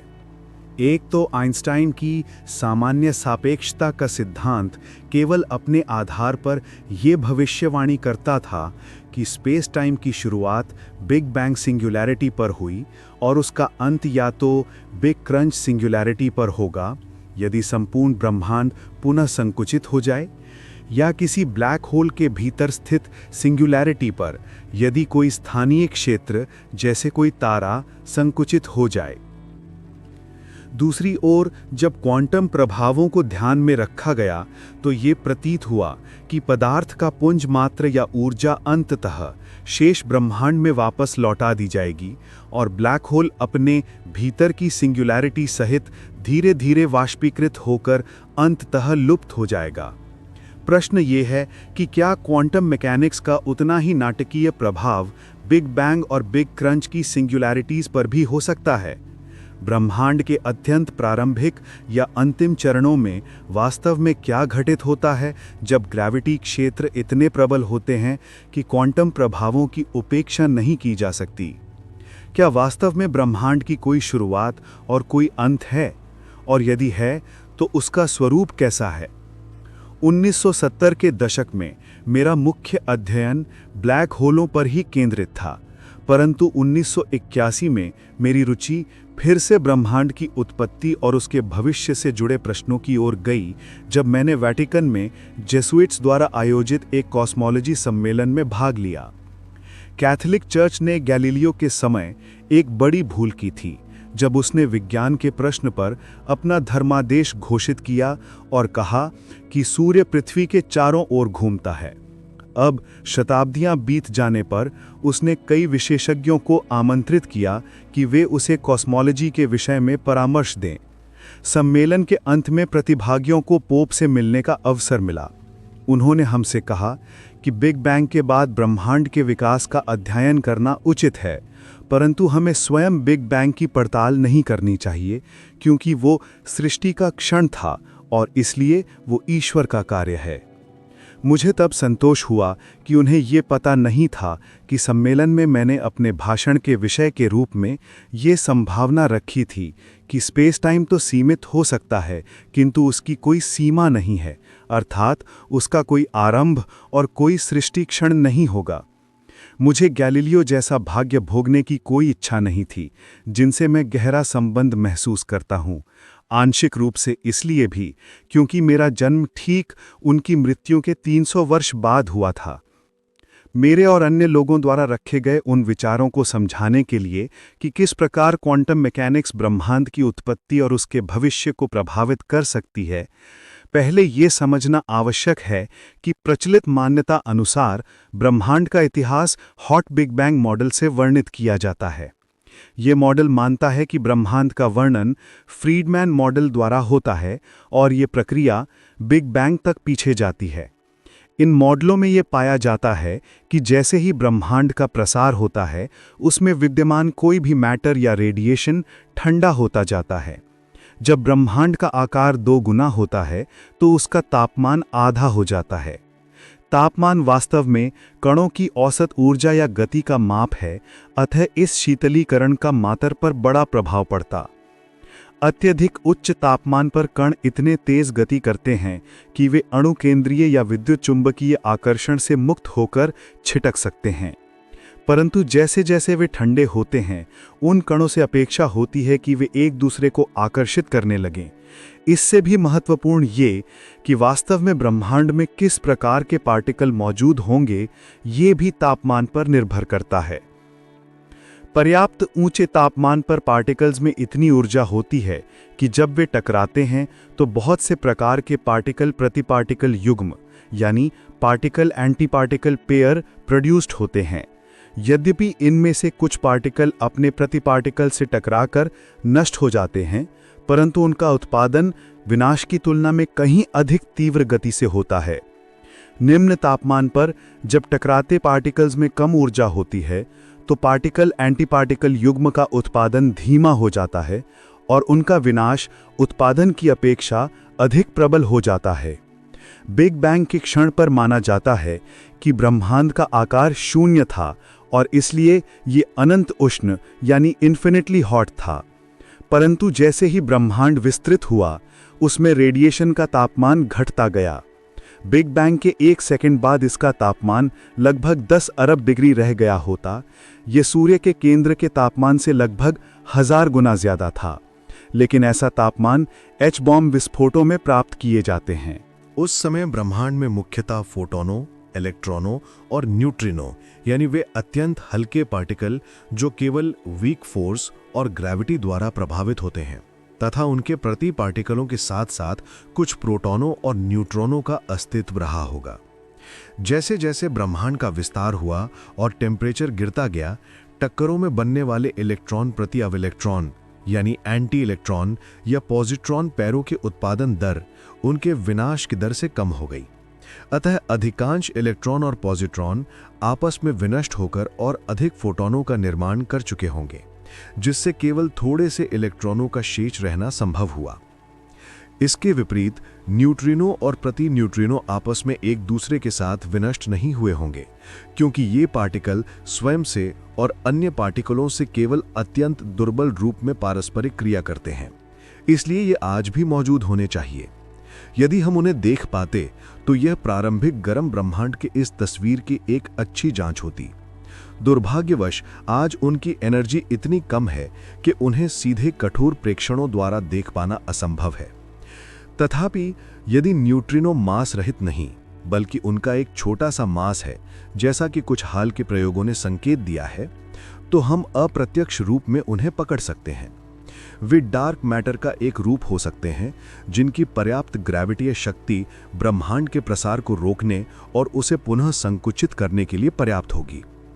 बिग बैंग के लगभग 100 सेकंड बाद टेम्परेचर घटकर 1 अरब यानी 1 बिलियन डिग्री तक पहुंच गया होगा। यह सूर्य के सबसे गर्म तारों के भीतर का टेम्परेचर है। इस टेम्परेचर पर प्रोटॉन और न्यूट्रॉन स्ट्रॉन्ग न्यूक्लियर फोर्स के आकर्षण से मुक्त होने लायक एनर्जी अब नहीं रख पाए और इस प्रकार वे एकत्र होकर ड्यूटेरियम यानी भारी हाइड्रोजन, जिसमें एक प्रोटॉन और एक न्यूट्रॉन होता है, के नाभिक बनने लगे। तत्पश्चात ये ड्यूटेरियम नाभिक और प्रोटॉन न्यूट्रॉन मिलकर हीलियम नाभिक बने, जिनमें 2 प्रोटॉन और 2 न्यूट्रॉन होते हैं, तथा थोड़ी मात्रा में लिथियम और बेरिलियम जैसे कुछ भारी तत्व भी बने। गणना से पता चलता है कि हॉट बिग बैंग मॉडल में लगभग 1/4 प्रोटॉन और न्यूट्रॉन हीलियम नाभिक में परिवर्तित हो गए होंगे और थोड़ी मात्रा में भारी हाइड्रोजन एवं अन्य तत्व बने। शेष न्यूट्रॉन प्रोटॉनों में क्षय हो गए होंगे, जो सामान्य हाइड्रोजन एटम्स के नाभिक हैं। इस अत्यंत गर्म प्रारंभिक अवस्था की तस्वीर सबसे पहले वैज्ञानिक जॉर्ज गैमो ने 1948 में अपने छात्र रैल्फ एल्फर के साथ लिखे प्रसिद्ध शोध पत्र में प्रस्तुत की थी। गैमो का हास्यबोध गहरा था। उन्होंने परमाणु वैज्ञानिक हैंस बेथ को भी लेखक सूची में नाम जोड़ने के लिए राजी कर लिया, ताकि शोध पत्र में लेखकों के नाम अल्फा बेथ गामा हों, जो ग्रीक वर्णमाला के पहले 3 अक्षरों अल्फा बीटा गामा की तरह लगें। यह ब्रह्मांड की उत्पत्ति पर लिखे शोध पत्र हेतु अत्यंत उपयुक्त था। इस शोध पत्र में उन्होंने असाधारण भविष्यवाणी की कि ब्रह्मांड के अत्यंत प्रारंभिक गर्म चरण से प्रोड्यूस्ड रेडिएशन यानी फोटोनों के रूप में आज भी मौजूद होना चाहिए, किंतु उसका टेम्परेचर घटकर 0 केल्विन से केवल कुछ डिग्री ऊपर यानी -273 डिग्री सेल्सियस हो गया होगा। यही रेडिएशन 1965 में पेंजियास और विल्सन ने खोजा। जब एल्फर, बेथ और गैमोव ने अपना शोध पत्र लिखा था, तब प्रोटॉनों और न्यूट्रॉनों की नाभिकीय अभिक्रियाओं के बारे में बहुत कम ज्ञात था। इसलिए प्रारंभिक ब्रह्मांड में विभिन्न तत्वों के अनुपात संबंधी उनकी भविष्यवाणियां अस्थिर थीं। किंतु बाद में अधिक ज्ञान प्राप्त होने पर जब इन गणनाओं को पुनः किया गया, तो वे अब हमारे ऑब्जर्वेशंस से रिमार्केबल रूप से मेल खाती हैं। साथ ही ब्रह्मांड में हीलियम की इतनी अधिक मात्रा को अन्य किसी प्रकार से समझाना अत्यंत कठिन है। इस कारण हमें पर्याप्त विश्वास है कि हमारे पास सही तस्वीर है, कम से कम बिग बैंग के लगभग 1 सेकंड बाद तक। बिग बैंग के कुछ ही घंटों के भीतर हीलियम और अन्य तत्वों का उत्पादन रुक गया और उसके बाद लगभग 10 लाख या 1 मिलियन वर्षों तक ब्रह्मांड केवल विस्तार करता रहा, जिसमें कोई बड़ी घटना घटित नहीं हुई। फिर जब टेम्परेचर कुछ 1000 डिग्री पर गिर गया और इलेक्ट्रॉनों और नाभिकों में अब विद्युत चुंबकीय आकर्षण से बच निकलने लायक पर्याप्त एनर्जी न रही, तब दोनों ने मिलकर परमाणु बनाना शुरू किया। ब्रह्मांड समग्रता में तो फैलता और ठंडा होता रहा, किंतु जिन क्षेत्रों में औसत से थोड़ी अधिक घनत्व था, वहां अतिरिक्त ग्रेविटी के कारण फैलाव धीमा हुआ और अंततः वे क्षेत्र पुनः कॉन्ट्रैक्टेड होने लग गए। संकुचन के दौरान बाहरी मैटर का ग्रेविटी खिंचाव उन्हें घूर्णन यानी रोटेशन में भी डाल सकता था। जैसे जैसे कॉन्ट्रैक्टेड क्षेत्र छोटा होता जाता, वो और तेज घूमने लगता, बिल्कुल उसी तरह जैसे कोई स्केटर अपने हाथों को भीतर खींचकर तेजी से घूमने लगता है। अंततः जब वे क्षेत्र पर्याप्त छोटा हो जाता, तो उसका घूर्णन ग्रेविटी आकर्षण को संतुलित करने के लिए पर्याप्त हो जाता और इस प्रकार चक्राकार घूमती हुई आकाशगंगाओं यानी डिस्क लाइक गैलेक्सीज का जन्म हुआ। अन्य क्षेत्र जिनमें घूर्णन नहीं आया, वे दीर्घवृत्ताकार आकाशगंगाएं यानी इलिप्टिकल गैलेक्सीज बने। समय के साथ उन आकाशगंगाओं में हाइड्रोजन और हीलियम छोटे छोटे बादलों में विभाजित होकर अपनी ही ग्रेविटी शक्ति से कॉन्ट्रैक्टेड होने लगे। जैसे जैसे ये बादल कॉन्ट्रैक्टेड होते गए और उनके भीतर परमाणु टकराते गए, गैस का टेम्परेचर बढ़ता गया, जब तक कि यह इतना गर्म ना हो गया कि इसमें नाभिकीय संलयन अभिक्रियाएं आरंभ हो गईं। इन अभिक्रियाओं ने हाइड्रोजन को हीलियम में बदल दिया। इस प्रक्रिया से उत्सर्जित ऊष्मा ने दाब प्रोड्यूस करके बादलों के और अधिक कॉन्ट्रैक्टेड होने को रोक दिया। इस अवस्था में वे लंबे समय तक स्थिर रहे। हमारे सूर्य जैसे तारे इसी प्रकार हाइड्रोजन को हीलियम में जलाकर ऊष्मा व प्रकाश के रूप में एनर्जी विकिरित करते रहे। अधिक विशाल तारे अधिक प्रबल ग्रेविटी आकर्षण के विरुद्ध संतुलन बनाने हेतु और अधिक गर्म होने की आवश्यकता रखते हैं। इससे नाभिकीय संज्ञान तेजी से चलता है और वे अपने हाइड्रोजन को मात्र 100 मिलियन वर्षों में ही समाप्त कर देते हैं। इसके बाद वे थोड़े सिकुड़ते हैं और अधिक गर्म होकर हीलियम को कार्बन या ऑक्सीजन जैसे भारी तत्वों में बदलना प्रारंभ करते हैं। किंतु यह प्रक्रिया बहुत अधिक अतिरिक्त एनर्जी नहीं देती, जिससे एक संकट प्रोड्यूस होता है, जैसा कि ब्लैक होलों के अध्याय में बताया गया। इसके बाद क्या होता है, यह पूर्णतः स्पष्ट नहीं है, परंतु संभावना है कि तारे के केंद्रीय क्षेत्र अत्यधिक संघन स्थिति में कॉन्ट्रैक्टेड हो जाएं, जैसे न्यूट्रॉन तारा या ब्लैक होल। तारे के बाहरी क्षेत्र कभी कभी प्रचंड विस्फोट यानी सुपरनोवा में बाहर उड़ जाते हैं, जो आकाशगंगा के अन्य सभी तारों से अधिक चमक प्रोड्यूस करता है। तारे के जीवन के अंतिम चरणों में बने कुछ भारी तत्व पुनः आकाशगंगा की गैस में लौट जाते हैं और नई पीढ़ी के तारों हेतु कच्चा माल उपलब्ध कराते हैं।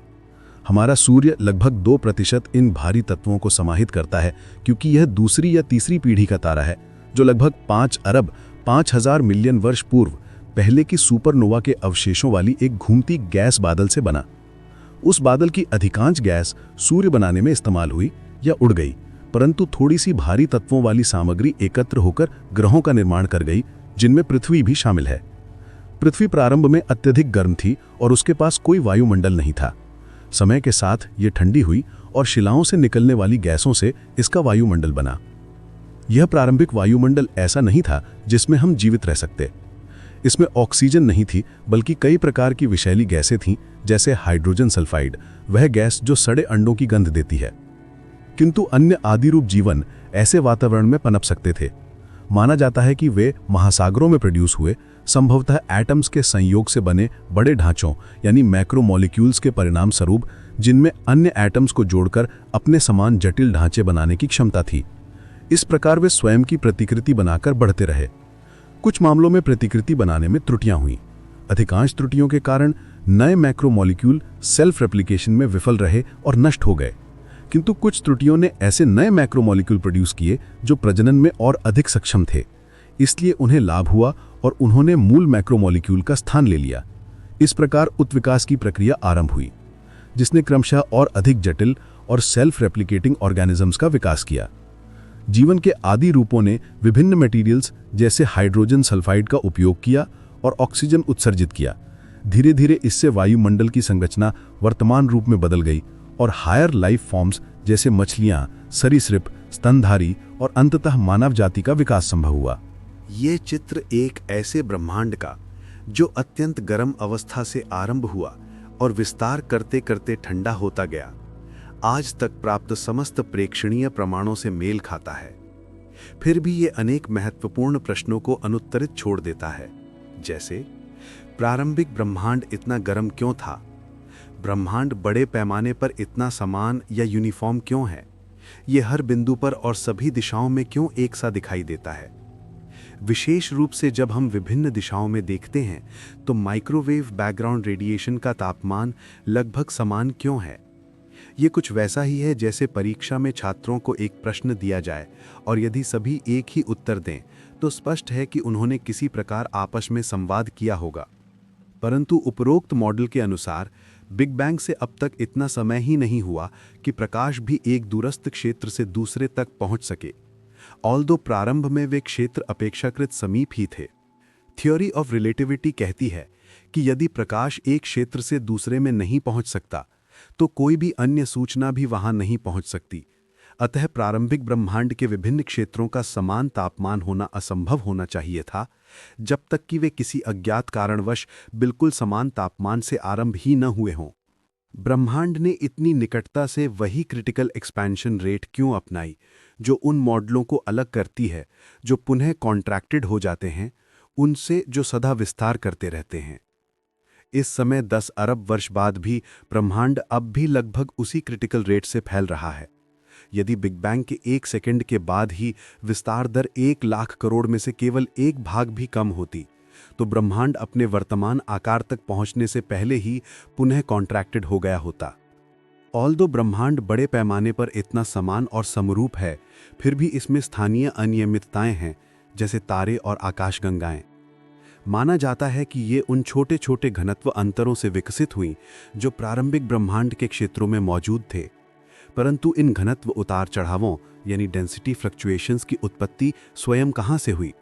जनरल रिलेटिविटी अपने अकेलेपन में इन विशेषताओं की व्याख्या नहीं कर सकता और ना ही इन प्रश्नों का उत्तर दे सकता है, क्योंकि यह तो भविष्यवाणी करता है कि ब्रह्मांड का आरंभ बिग बैंग सिंगुलैरिटी पर असीम घनत्व से हुआ।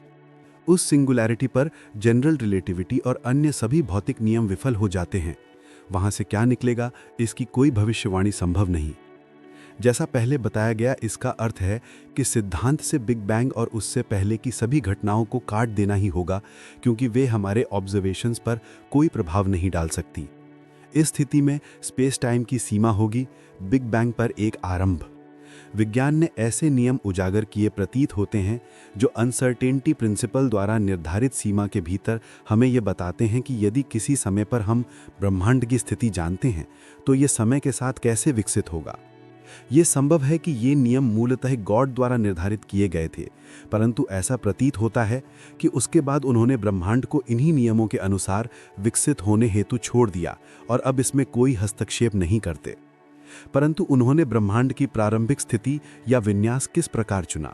समय के आरंभ में बाउंड्री कंडीशंस क्या थीं? एक संभावित उत्तर यह है कि ईश्वर ने किसी फॉर इनकॉम्प्रिहेंसिबल रीजंस ब्रह्मांड की प्रारंभिक स्थिति चुनी, निसंदेह ये उनकी शक्ति के सामर्थ्य में था, परंतु यदि उन्होंने इसे इतने अगम्य ढंग से आरंभ किया तो फिर इसकी प्रगति ऐसे नियमों द्वारा होने क्यों दी जिन्हें हम समझ सकते हैं। विज्ञान का संपूर्ण इतिहास इस क्रमिक बोध का प्रतिनिधित्व करता है कि घटनाएं आर्बिट्रेरीली नहीं होती, बल्कि वे किसी सुप्त ऑर्डर यानी अंडरलाइंग ऑर्डर को प्रतिबिंबित करती हैं, चाहे वह दैवीय प्रेरणा से हो या ना हो। ये स्वाभाविक ही होगा मानना कि ये व्यवस्था केवल नियमों पर ही नहीं बल्कि स्पेस टाइम की सीमा पर स्थित उन शर्तों पर भी लागू होती है जो ब्रह्मांड की प्रारंभिक स्थिति को निर्दिष्ट करती हैं। संभवतः अनेक अलग अलग ब्रह्मांड मॉडल हैं जिनकी प्रारंभिक स्थितियां भिन्न हैं, पर वे सब उन्हीं नियमों का पालन करते हैं। अवश्य ही कोई ऐसा सिद्धांत होना चाहिए जो उन सब में से एक विशेष प्रारंभिक स्थिति चुने और इस प्रकार एक विशेष मॉडल को हमारे ब्रह्मांड का प्रतिनिधित्व करने के लिए स्थापित करे। एक संभावना को कियोटिक बाउंड्री कंडीशंस कहा जाता है। इन स्थितियों में या तो ये मान लिया जाता है कि ब्रह्मांड स्थानात्मक रूप से अनंत है अथवा अनंत ब्रह्मांड मौजूद हैं। कियोटिक बाउंड्री कंडीशंस के अंतर्गत बिग बैंग के तुरंत बाद किसी भी क्षेत्र का किसी भी विन्यास में मिलना उसी संभावना से होता है जितना किसी अन्य विन्यास में, अर्थात ब्रह्मांड की प्रारंभिक अवस्था पूर्णतः यादृच्छिक अर्थात प्योरली रैंडम रूप से चुनी जाती है। इसका अर्थ ये हुआ कि प्रारंभिक ब्रह्मांड अत्यधिक अव्यवस्थित और अनियमित रहा होगा, क्योंकि जितने संभावित सुव्यवस्थित विन्यास हैं उनसे कहीं अधिक अव्यवस्थित विन्यास संभव हैं। यदि प्रत्येक विन्यास समान रूप से संभावित हो तो ब्रह्मांड का अव्यवस्थित अवस्था से शुरू होना ही अधिक संभाव्य होगा। ये समझना कठिन है कि ऐसी अराजक प्रारंभिक शर्तों से हमारा वर्तमान जैसा इतना चिकना और सुव्यवस्थित अर्थात स्मूथ एंड रेगुलर ब्रह्मांड कैसे प्रोड्यूस्ड हुआ। साथ ही ऐसे अराजक मॉडल में घनत्व की असमानताओं अर्थात डेंसिटी फ्लक्चुएशन से बहुत अधिक संख्या में प्रारंभिक अर्थात प्राइमोर्डियल ब्लैक होल बनने चाहिए थे, जिन पर ऑब्जर्वेबल गामा किरण पृष्ठभूमि की सीमाएं पहले ही रोक लगा चुकी हैं। यदि वास्तव में ब्रह्मांड अनंत है अथवा अनंत ब्रह्मांड है तो संभव है कि कहीं कुछ विशाल क्षेत्र ऐसे रहे हों जो सुचारू और एक समान प्रारंभिक स्थिति से शुरू हुए हों। ये कुछ वैसा ही है जैसे टाइपराइटर पर टकटकाते अनंत बंदरों का प्रसिद्ध उदाहरण। उनकी अधिकांश रचनाएं अर्थहीन होंगी, किंतु कभी कभी केवल संयोगवश वे शेक्सपियर की कोई सोनेट लिख देंगे। इसी प्रकार क्या ये संभव है कि हम केवल संयोगवश ऐसे क्षेत्र में रह रहे हों जो एक समान और सुव्यवस्थित निकला? प्रथम दृष्टिया ये अत्यधिक असंभाव्य प्रतीत होगा, क्योंकि सुव्यवस्थित क्षेत्र संख्या में अव्यवस्थित क्षेत्रों से बहुत कम होंगे। किंतु मान लीजिए कि केवल इन्हीं सुव्यवस्थित क्षेत्रों में आकाश गंगाएं और तारे विकसित हो सकते हैं और जटिल सेल्फ रेप्लिकेटिंग जीवों के जैसे हम स्वयं के विकास के लिए परिस्थितियां अनुकूल हो सकती हैं, जो ये प्रश्न पूछने में सक्षम है कि ब्रह्मांड इतना सुव्यवस्थित क्यों है। यही एंथ्रोपिक प्रिंसिपल का प्रयोग है, जिसका सरल रूप में अर्थ है हम ब्रह्मांड को वैसा देखते हैं जैसा वो है, क्योंकि हम अस्तित्व में हैं। एंथ्रोपिक प्रिंसिपल दो रूपों में माना जाता है, कमजोर और प्रबल। वीक एंथ्रोपिक प्रिंसिपल कहता है कि यदि कोई ब्रह्मांड स्थान और अथवा समय में बहुत विशाल अथवा अनंत है तो बुद्धिजीवी जीवन के विकास हेतु आवश्यक परिस्थितियां केवल कुछ निश्चित क्षेत्रों में ही पूरी होंगी। इन क्षेत्रों में रहने वाले चैतन्य प्राणी इसलिए आश्चर्यचकित न हो यदि वे पाते हैं कि उनका स्थानीय ब्रह्मांड उनकी उपस्थिति के लिए आवश्यक परिस्थितियों को संतुष्ट करता है। ये वैसा ही है जैसे कोई धनी व्यक्ति संपन्न पड़ोस में रहे तो उसे गरीबी नजर न आए। इसका एक उदाहरण ये समझाना है कि बिग बैंग लगभग 10 अरब वर्ष पूर्व क्यों हुआ, क्योंकि बुद्धिजीवी जीवन को विकसित होने में इतना समय लगता है। पहले तारों की एक पीढ़ी बनी जिसने मूल हाइड्रोजन और हीलियम का कुछ भाग कार्बन और ऑक्सीजन जैसे तत्वों में रूपांतरित किया, जिनसे हम बने हैं। तत्पश्चात वे तारे सुपरनोवा बनकर फटे और उनका अवशेष नए तारों और ग्रहों में गया, जिनमें हमारा सोलर सिस्टम भी शामिल है, जो 5 अरब वर्ष पहले बना। पृथ्वी के अस्तित्व के पहले 1-2 अरब वर्ष बहुत गर्म थे, इसलिए किसी जटिल जीवन का विकास संभव न था। शेष 3 अरब वर्ष धीमी बायोलॉजिकल इवोल्यूशन प्रक्रिया में लगे, जिसने सरलतम जीवों से लेकर उन प्राणियों को जन्म दिया जो बिग बैंग तक के समय को माप सकते हैं। अधिकांश लोग वीक एंथ्रोपिक प्रिंसिपल की वैधता और उपयोगिता से असहमत होंगे। स्ट्रॉन्ग एंथ्रोपिक प्रिंसिपल इससे एक कदम आगे जाता है। इसके अनुसार या तो अनेक भिन्न ब्रह्मांड हैं या एक ही ब्रह्मांड के अनेक क्षेत्र, प्रत्येक की अलग प्रारंभिक स्थिति और संभवतः अपनी अलग सैद्धांतिक नियमावली। इनमें से अधिकांश ब्रह्मांडों की परिस्थितियां जटिल जीवों के विकास हेतु उपयुक्त न होंगी। केवल कुछ ब्रह्मांड जो हमारे समान हैं वे ही चेतन प्राणियों का निर्माण करेंगे और ये प्रश्न पूछेंगे कि ब्रह्मांड वैसा क्यों है जैसा हम उसे देखते हैं। उत्तर सीधा है, यदि ये भिन्न होता तो हम यहाँ न होते। आज ज्ञात विज्ञान के नियमों में कई मूलभूत संख्याएं हैं, जैसे इलेक्ट्रॉन के विद्युत आवेश का मान और प्रोटॉन और इलेक्ट्रॉन के मास का अनुपात। अभी तक हम इन संख्याओं के मान सिद्धांत से नहीं निकाल सकते, हमें इन्हें अवलोकन द्वारा मापना होता है। संभव है कि भविष्य में कोई एकीकृत सिद्धांत मिले जो इन्हें सभी प्रतिवादित करे, किंतु ये भी संभव है कि ये संख्याएं ब्रह्मांड से ब्रह्मांड तक या एक ही ब्रह्मांड के क्षेत्र में भिन्न हों। अद्भुत तथ्य यह है कि इन संख्याओं के मूल्य जीवन के विकास को संभव बनाने के लिए बहुत सूक्ष्म रूप से समायोजित प्रतीत होते हैं। उदाहरण के लिए, यदि इलेक्ट्रॉन का विद्युत आवेश थोड़ा भी भिन्न होता तो तारे हाइड्रोजन और हीलियम को जला न पाते या वे विस्फोटित ही न होते। निश्चित रूप से ये संभव है कि किसी अन्य ब्रह्मांड में सूर्य जैसे तारे या भारी रासायनिक तत्वों के बिना भी किसी पूरी तरह अलग रूप में बुद्धिजीवी जीवन हो, जिसकी कल्पना तक विज्ञान कथा लेखक भी न करते हों। फिर भी ये अत्यंत स्पष्ट है कि भौतिक सामान के कुछ सीमित मानों में ही जीवन संभव है। अधिकांश मान ऐसे ब्रह्मांड देंगे, चाहे वो अत्यंत सुंदर हों, किंतु उनमें कोई ऐसा जीव न होगा जो उस सौंदर्य पर आश्चर्य कर सके। इस तथ्य को या तो सृष्टि में किसी दिव्य उद्देश्य का प्रमाण माना जा सकता है जिसने वैज्ञानिक नियमों और प्रारंभिक परिस्थितियों का चयन किया, अथवा स्ट्रॉन्ग एंट्रोपिक प्रिंसिपल के समर्थन में लिया जा सकता है। स्ट्रॉन्ग एंथ्रोपिक प्रिंसिपल को ब्रह्मांड की वर्तमान स्थिति का स्पष्टीकरण मानने पर कई आपत्तियां उठाई जा सकती हैं। सबसे पहले, किस अर्थ में ऐसे सभी भिन्न ब्रह्मांडों के अस्तित्व की बात की जा सकती है? यदि वे वास्तव में एक दूसरे से पृथक हैं, तो अन्य किसी ब्रह्मांड में होने वाली घटनाओं का हमारे ब्रह्मांड पर कोई प्रत्यक्ष असर नहीं होगा। इसलिए अर्थशास्त्र यानी प्रिंसिपल ऑफ इकोनॉमी का प्रयोग करते हुए उन्हें सिद्धांत से बाहर कर देना चाहिए। यदि दूसरी ओर वे केवल एक ही ब्रह्मांड के भिन्न क्षेत्र यानी रीजन्स हैं, तो वैज्ञानिक नियम हर क्षेत्र में समान होने ही होंगे, क्योंकि अन्यथा एक क्षेत्र से दूसरे में सतत गति करना संभव नहीं होगा। इस स्थिति में क्षेत्रों का अंतर केवल उनकी प्रारंभिक संरचना यानी इनिशियल कॉन्फ़िगरेशन में ही होगा, और तब स्ट्रॉन्ग एंथ्रोपिक प्रिंसिपल घटकर वीक एंथ्रोपिक प्रिंसिपल ही रह जाएगा। दूसरी आपत्ति यह है कि स्ट्रॉन्ग एंथ्रोपिक प्रिंसिपल का दावा विज्ञान के पूरे इतिहास के विपरीत प्रतीत होता है। हम टॉलेमी और उनके पूर्वजों की भूकेंद्रीय यानी जियोसेंट्रिक धारणा से कॉपरनिकस एवं गैलीलियो की सूर्य केंद्रीय यानी हेलियोसेंट्रिक धारणा तक पहुंचे हैं, और वहां से आधुनिक दृष्टिकोण तक पहुंचे हैं, जिसमें पृथ्वी को एक औसत तारे के चारों तरफ घूमने वाला मध्यम आकार का ग्रह माना जाता है, और वो तारा भी केवल एक साधारण सर्पिल आकाशगंगा के बाहरी क्षेत्र में स्थित है, जो स्वयं ऑब्जर्वेबल ब्रह्मांड की लगभग 1 लाख करोड़ आकाशगंगाओं में से केवल एक है। जबकि स्ट्रॉन्ग एंथ्रोपिक प्रिंसिपल ये दावा करता है कि ये सारा अथाह निर्माण केवल हमारे लिए मौजूद है। ये मानना कठिन है। हमारा सोलर सिस्टम निसंदेह हमारे अस्तित्व के लिए आवश्यक है, और इसे पहले की तारकीय पीढ़ियों और पूरे आकाशगंगा तक बढ़ाया जा सकता है जिन्होंने भारी तत्वों का निर्माण किया, परंतु इस बात की कोई आवश्यकता प्रतीत नहीं होती कि अन्य असंख्य आकाशगंगाएं हों अथवा ब्रह्मांड इतना सर्वदिशिक समरूप हो। एंथ्रोपिक प्रिंसिपल कम से कम अपने कमजोर रूप में तब अधिक संतोषप्रद लगेगा यदि ये दिखाया जा सके कि ब्रह्मांड की अनेक अलग अलग प्रारंभिक संरचनाएं अंततः ऐसे ब्रह्मांडों तक ले जा सकती थीं जिनका रूप हमारे ऑब्जर्वेशन से मेल खाता हो।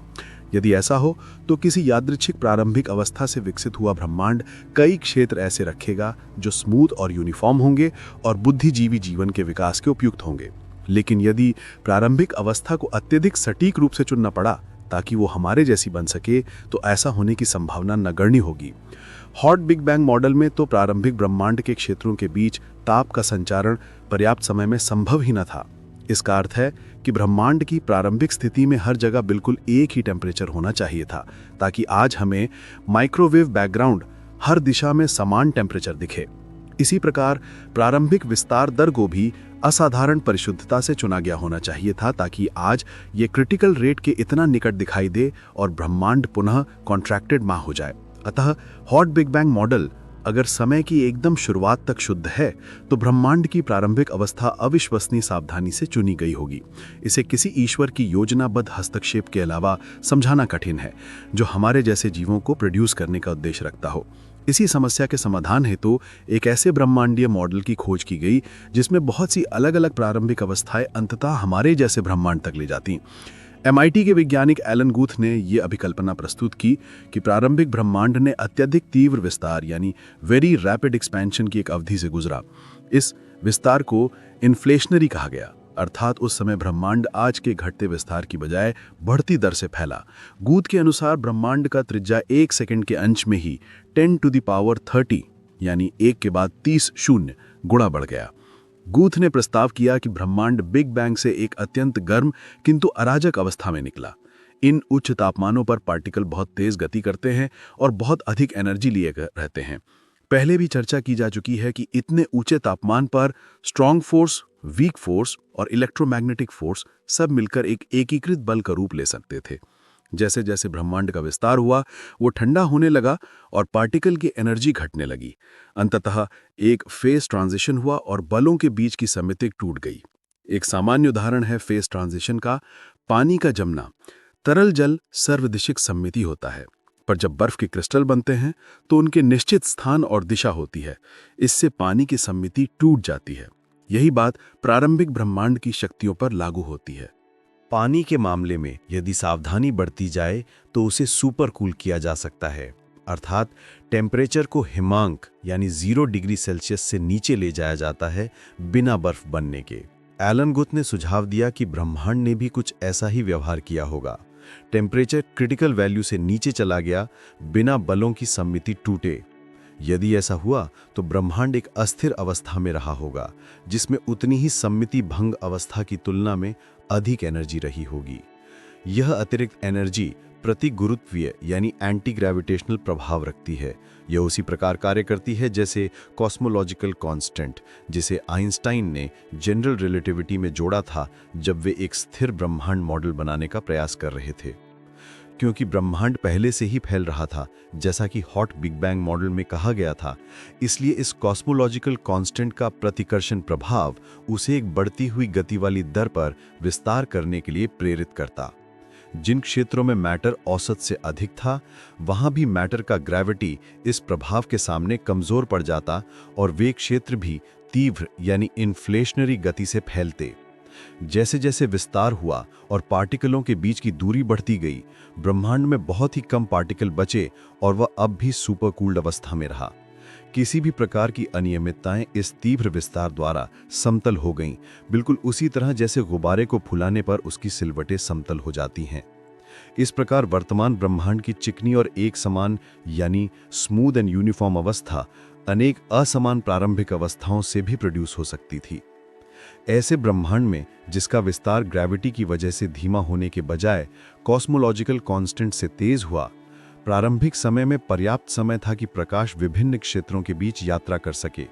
इससे पहले उठाए गए प्रश्न का समाधान मिल गया कि क्यों प्रारंभिक ब्रह्मांड के अलग अलग क्षेत्रों की विशेषताएं समान थीं। इसके अतिरिक्त विस्तार दर ऑटोमेटिक रूप से उस क्रिटिकल रेट के करीब पहुंच जाती जो ब्रह्मांड की एनर्जी डेंसिटी द्वारा तय होती है।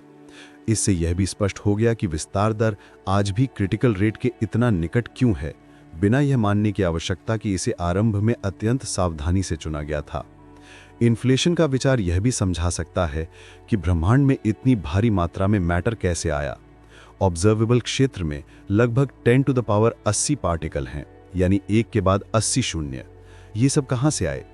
उत्तर है कि क्वांटम थ्योरी के अनुसार एनर्जी से पार्टिकल एंटी पार्टिकल पेयर्स बन सकते हैं, किंतु प्रश्न है कि एनर्जी कहाँ से आई? उत्तर है कि ब्रह्मांड की कुल एनर्जी ठीक ठीक शून्य है, क्योंकि मैटर धनात्मक एनर्जी रखता है और उसका पारस्परिक गुरुत्व आकर्षण ऋणात्मक एनर्जी पैदा करता है।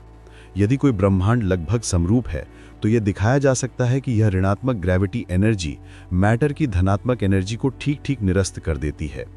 इस प्रकार कुल एनर्जी शून्य है और शून्य का दुगना भी शून्य होता है। इसलिए ब्रह्मांड मैटर एनर्जी और ऋणात्मक ग्रेविटी एनर्जी दोनों को दुगना करके भी एनर्जी संरक्षण के नियम का उल्लंघन नहीं करता।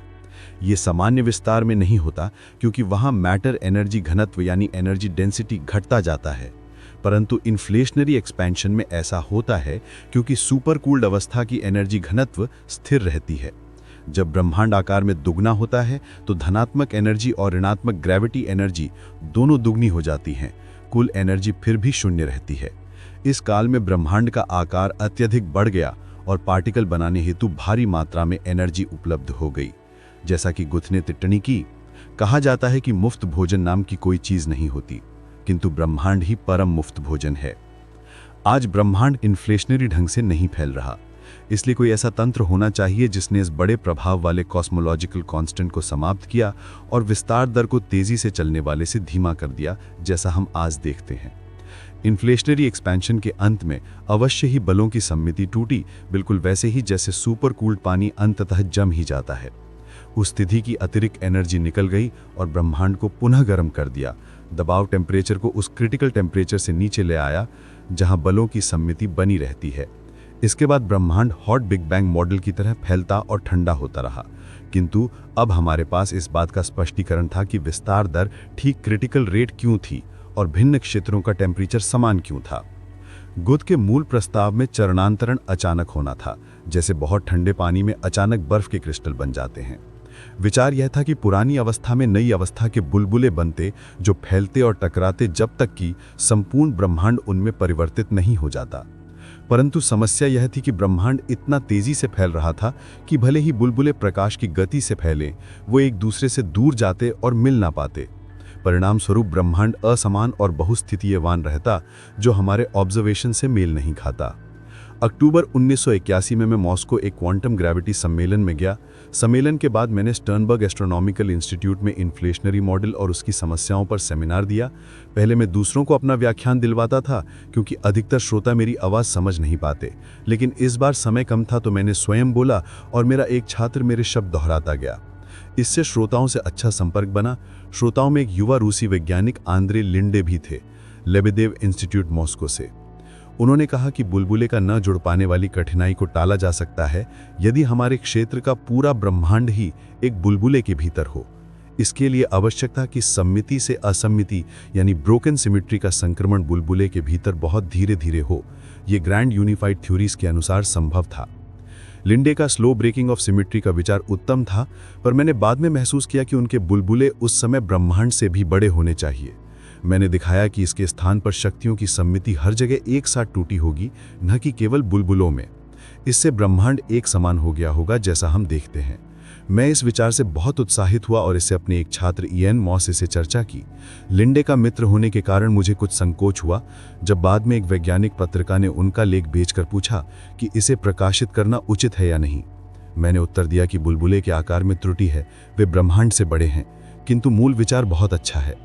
मैंने सिफारिश की कि इसे वैसे ही प्रकाशित कर दें, क्योंकि सोवियत सेंसरशिप में इसे सुधारने में लंबा समय लगेगा। इसके बजाय मैंने इयन मॉस के साथ उसी पत्रिका में एक संक्षिप्त शोध पत्र लिखा, जिसमें समस्या का समाधान बताया। मॉस्को से लौटने के अगले दिन ही मैं फिलाडेल्फिया गया, जहां मुझे फ्रैंकलिन इंस्टीट्यूट से एक पदक मिलना था। मेरी सचिव जूडी फेला ने अपनी कूटनीति का उपयोग कर ब्रिटिश एयरवेज को मना लिया कि वे हमें फ्री कॉनकॉर्ड टिकट दे दें, लेकिन भारी वर्षा के कारण मैं हवाई अड्डे देर से पहुंचा और विमान छूट गया। फिर भी मैं फिलाडेल्फिया पहुंचा और अपना पदक लिया। बाद में मुझे वही सेमिनार ड्रेक्सेल यूनिवर्सिटी फिलाडेल्फिया में देना पड़ा, इन्फ्लेशनरी यूनिवर्स और उसकी समस्याओं पर, ठीक उसी प्रकार जैसे मॉस्को में दिया था। आंद्रे लिंडे के विचार के समान ही सुझाव कुछ महीनों बाद यूनिवर्सिटी ऑफ पेंसिल्वेनिया के पॉल स्टाइनहार्ड और एंड्रियस एल्ब्रेक्ट ने स्वतंत्र रूप से प्रस्तुत किया। इन्हें अब न्यू इन्फ्लेशनरी मॉडल का संयुक्त श्रेय दिया जाता है, जो स्लो ब्रेकिंग ऑफ सिमेट्री के विचार पर आधारित था। पुराने इन्फ्लेशनरी मॉडल में गथ का सुझाव था तेज सिमेट्री ब्रेकिंग और बुलबुलों का निर्माण। न्यू इन्फ्लेशनरी मॉडल एक अच्छा प्रयास था यह समझाने का कि ब्रह्मांड वैसा क्यों दिखता है जैसा है, किंतु मैंने और कई अन्य वैज्ञानिकों ने दिखाया कि इसकी मूल संरचना माइक्रोवेव बैकग्राउंड रेडिएशन के टेम्परेचर में उन वेरिएशनों की भविष्यवाणी करती है जो देखे जाने वाले से कहीं अधिक हैं। साथ ही बाद के कार्यों से ये भी संदेह उठा कि प्रारंभिक ब्रह्मांड में वास्तव में वैसा फेज ट्रांजिशन हुआ भी होगा या नहीं। मेरी व्यक्तिगत राय में न्यू इन्फ्लेशनरी मॉडल अब एक वैज्ञानिक सिद्धांत के रूप में मृत है। हालांकि अब भी बहुत लोग इसे वायबल मानकर शोध पत्र लिख रहे हैं। 1983 में लिंडे ने एक बेहतर मॉडल प्रस्तुत किया जिसे क्योटिक इन्फ्लेशनरी मॉडल कहा गया। इसमें ना कोई फेज ट्रांजिशन है और ना ही सुपर कूलिंग। इसके बजाय एक स्पिन जीरो फील्ड है जो क्वांटम फ्लक्चुएशंस के कारण प्रारंभिक ब्रह्मांड के कुछ क्षेत्रों में अत्यधिक मान ले लेता। उन क्षेत्रों की एनर्जी कॉस्मोलॉजिकल कांस्टेंट की तरह व्यवहार करती और वहां प्रतिगुरुत्वीय या रिपल्सिव ग्रेविटेशनल प्रभाव डालती, जिससे वे क्षेत्र इन्फ्लेशनरी ढंग से विस्तार करते। जैसे जैसे वे फैलते गए, उस फील्ड की एनर्जी धीरे धीरे कम होती गई और अंततः इन्फ्लेशनरी विस्तार बदलकर हॉट बिग बैंग मॉडल जैसा विस्तार हो गया। इन्हीं में से एक क्षेत्र आज हमारे ऑब्जर्वेबल ब्रह्मांड का रूप ले चुका है। इस मॉडल ने प्रारंभिक इन्फ्लेशनरी मॉडलों के सभी लाभ दिए, पर यह संदेहास्पद फेस ट्रांजिशन पर निर्भर नहीं करता और साथ ही माइक्रोवेव बैकग्राउंड के टेम्परेचर में देखे गए छोटे छोटे उतार चढ़ावों फ्लक्चुएशंस की संगत व्याख्या भी प्रदान करता है। इन इन्फ्लेशनरी मॉडल शोधों ने यह दिखाया कि वर्तमान ब्रह्मांड की स्थिति अनेक प्रकार की अलग अलग प्रारंभिक अवस्थाओं या इनिशियल कॉन्फ़िगरेशन से प्रोड्यूस हो सकती थी। ये महत्वपूर्ण है क्योंकि इसका अर्थ है कि हमारे ब्रह्मांड वाले क्षेत्र की प्रारंभिक स्थिति को अत्यधिक सावधानी से चुना जाना आवश्यक नहीं था। हम चाहें तो वीक एंथ्रोपिक प्रिंसिपल का प्रयोग कर सकते हैं ये समझाने के लिए कि ब्रह्मांड आज ऐसा क्यों दिखता है, किंतु ये सत्य है कि हर प्रारंभिक अवस्था ऐसा ब्रह्मांड नहीं देती। उदाहरण के लिए, यदि वर्तमान ब्रह्मांड अत्यंत असमान और खुरदुरा यानी इर्रेगुलर होता तो हम वैज्ञानिक नियमों को समय में पीछे लागू कर पाते। क्लासिकल जनरल रिलेटिविटी के सिंगुलैरिटी थ्योरम्स के अनुसार तब भी बिग बैंग सिंगुलैरिटी होती, और यदि ऐसे ब्रह्मांड को समय में आगे बढ़ाते तो ये फिर उसी असमान स्थिति में पहुंचता। इसका अर्थ है कि कुछ प्रारंभिक अवस्थाएं ऐसी रही होंगी जिन्होंने हमारे जैसे ब्रह्मांड का निर्माण नहीं किया। अतः इन्फ्लेशनरी मॉडल स्वयं ये नहीं बताता कि प्रारंभिक अवस्था वैसी क्यों थी जो हमारी तरह के ब्रह्मांड तक पहुंची। तब प्रश्न उठता है, क्या हमें वास्तव में एंथ्रोपिक प्रिंसिपल ही अपनाना पड़ेगा? क्या ये सब केवल संयोग यानी लकी चांस था? ये मानना निराशाजनक होगा, क्योंकि ये ब्रह्मांड की गहन व्यवस्था को समझने की हमारी सारी आशाओं का निषेध होगा। ये भविष्यवाणी करने हेतु कि ब्रह्मांड ने कैसे शुरुआत की होगी, हमें ऐसे नियम चाहिए जो समय की शुरुआत पर भी लागू हों।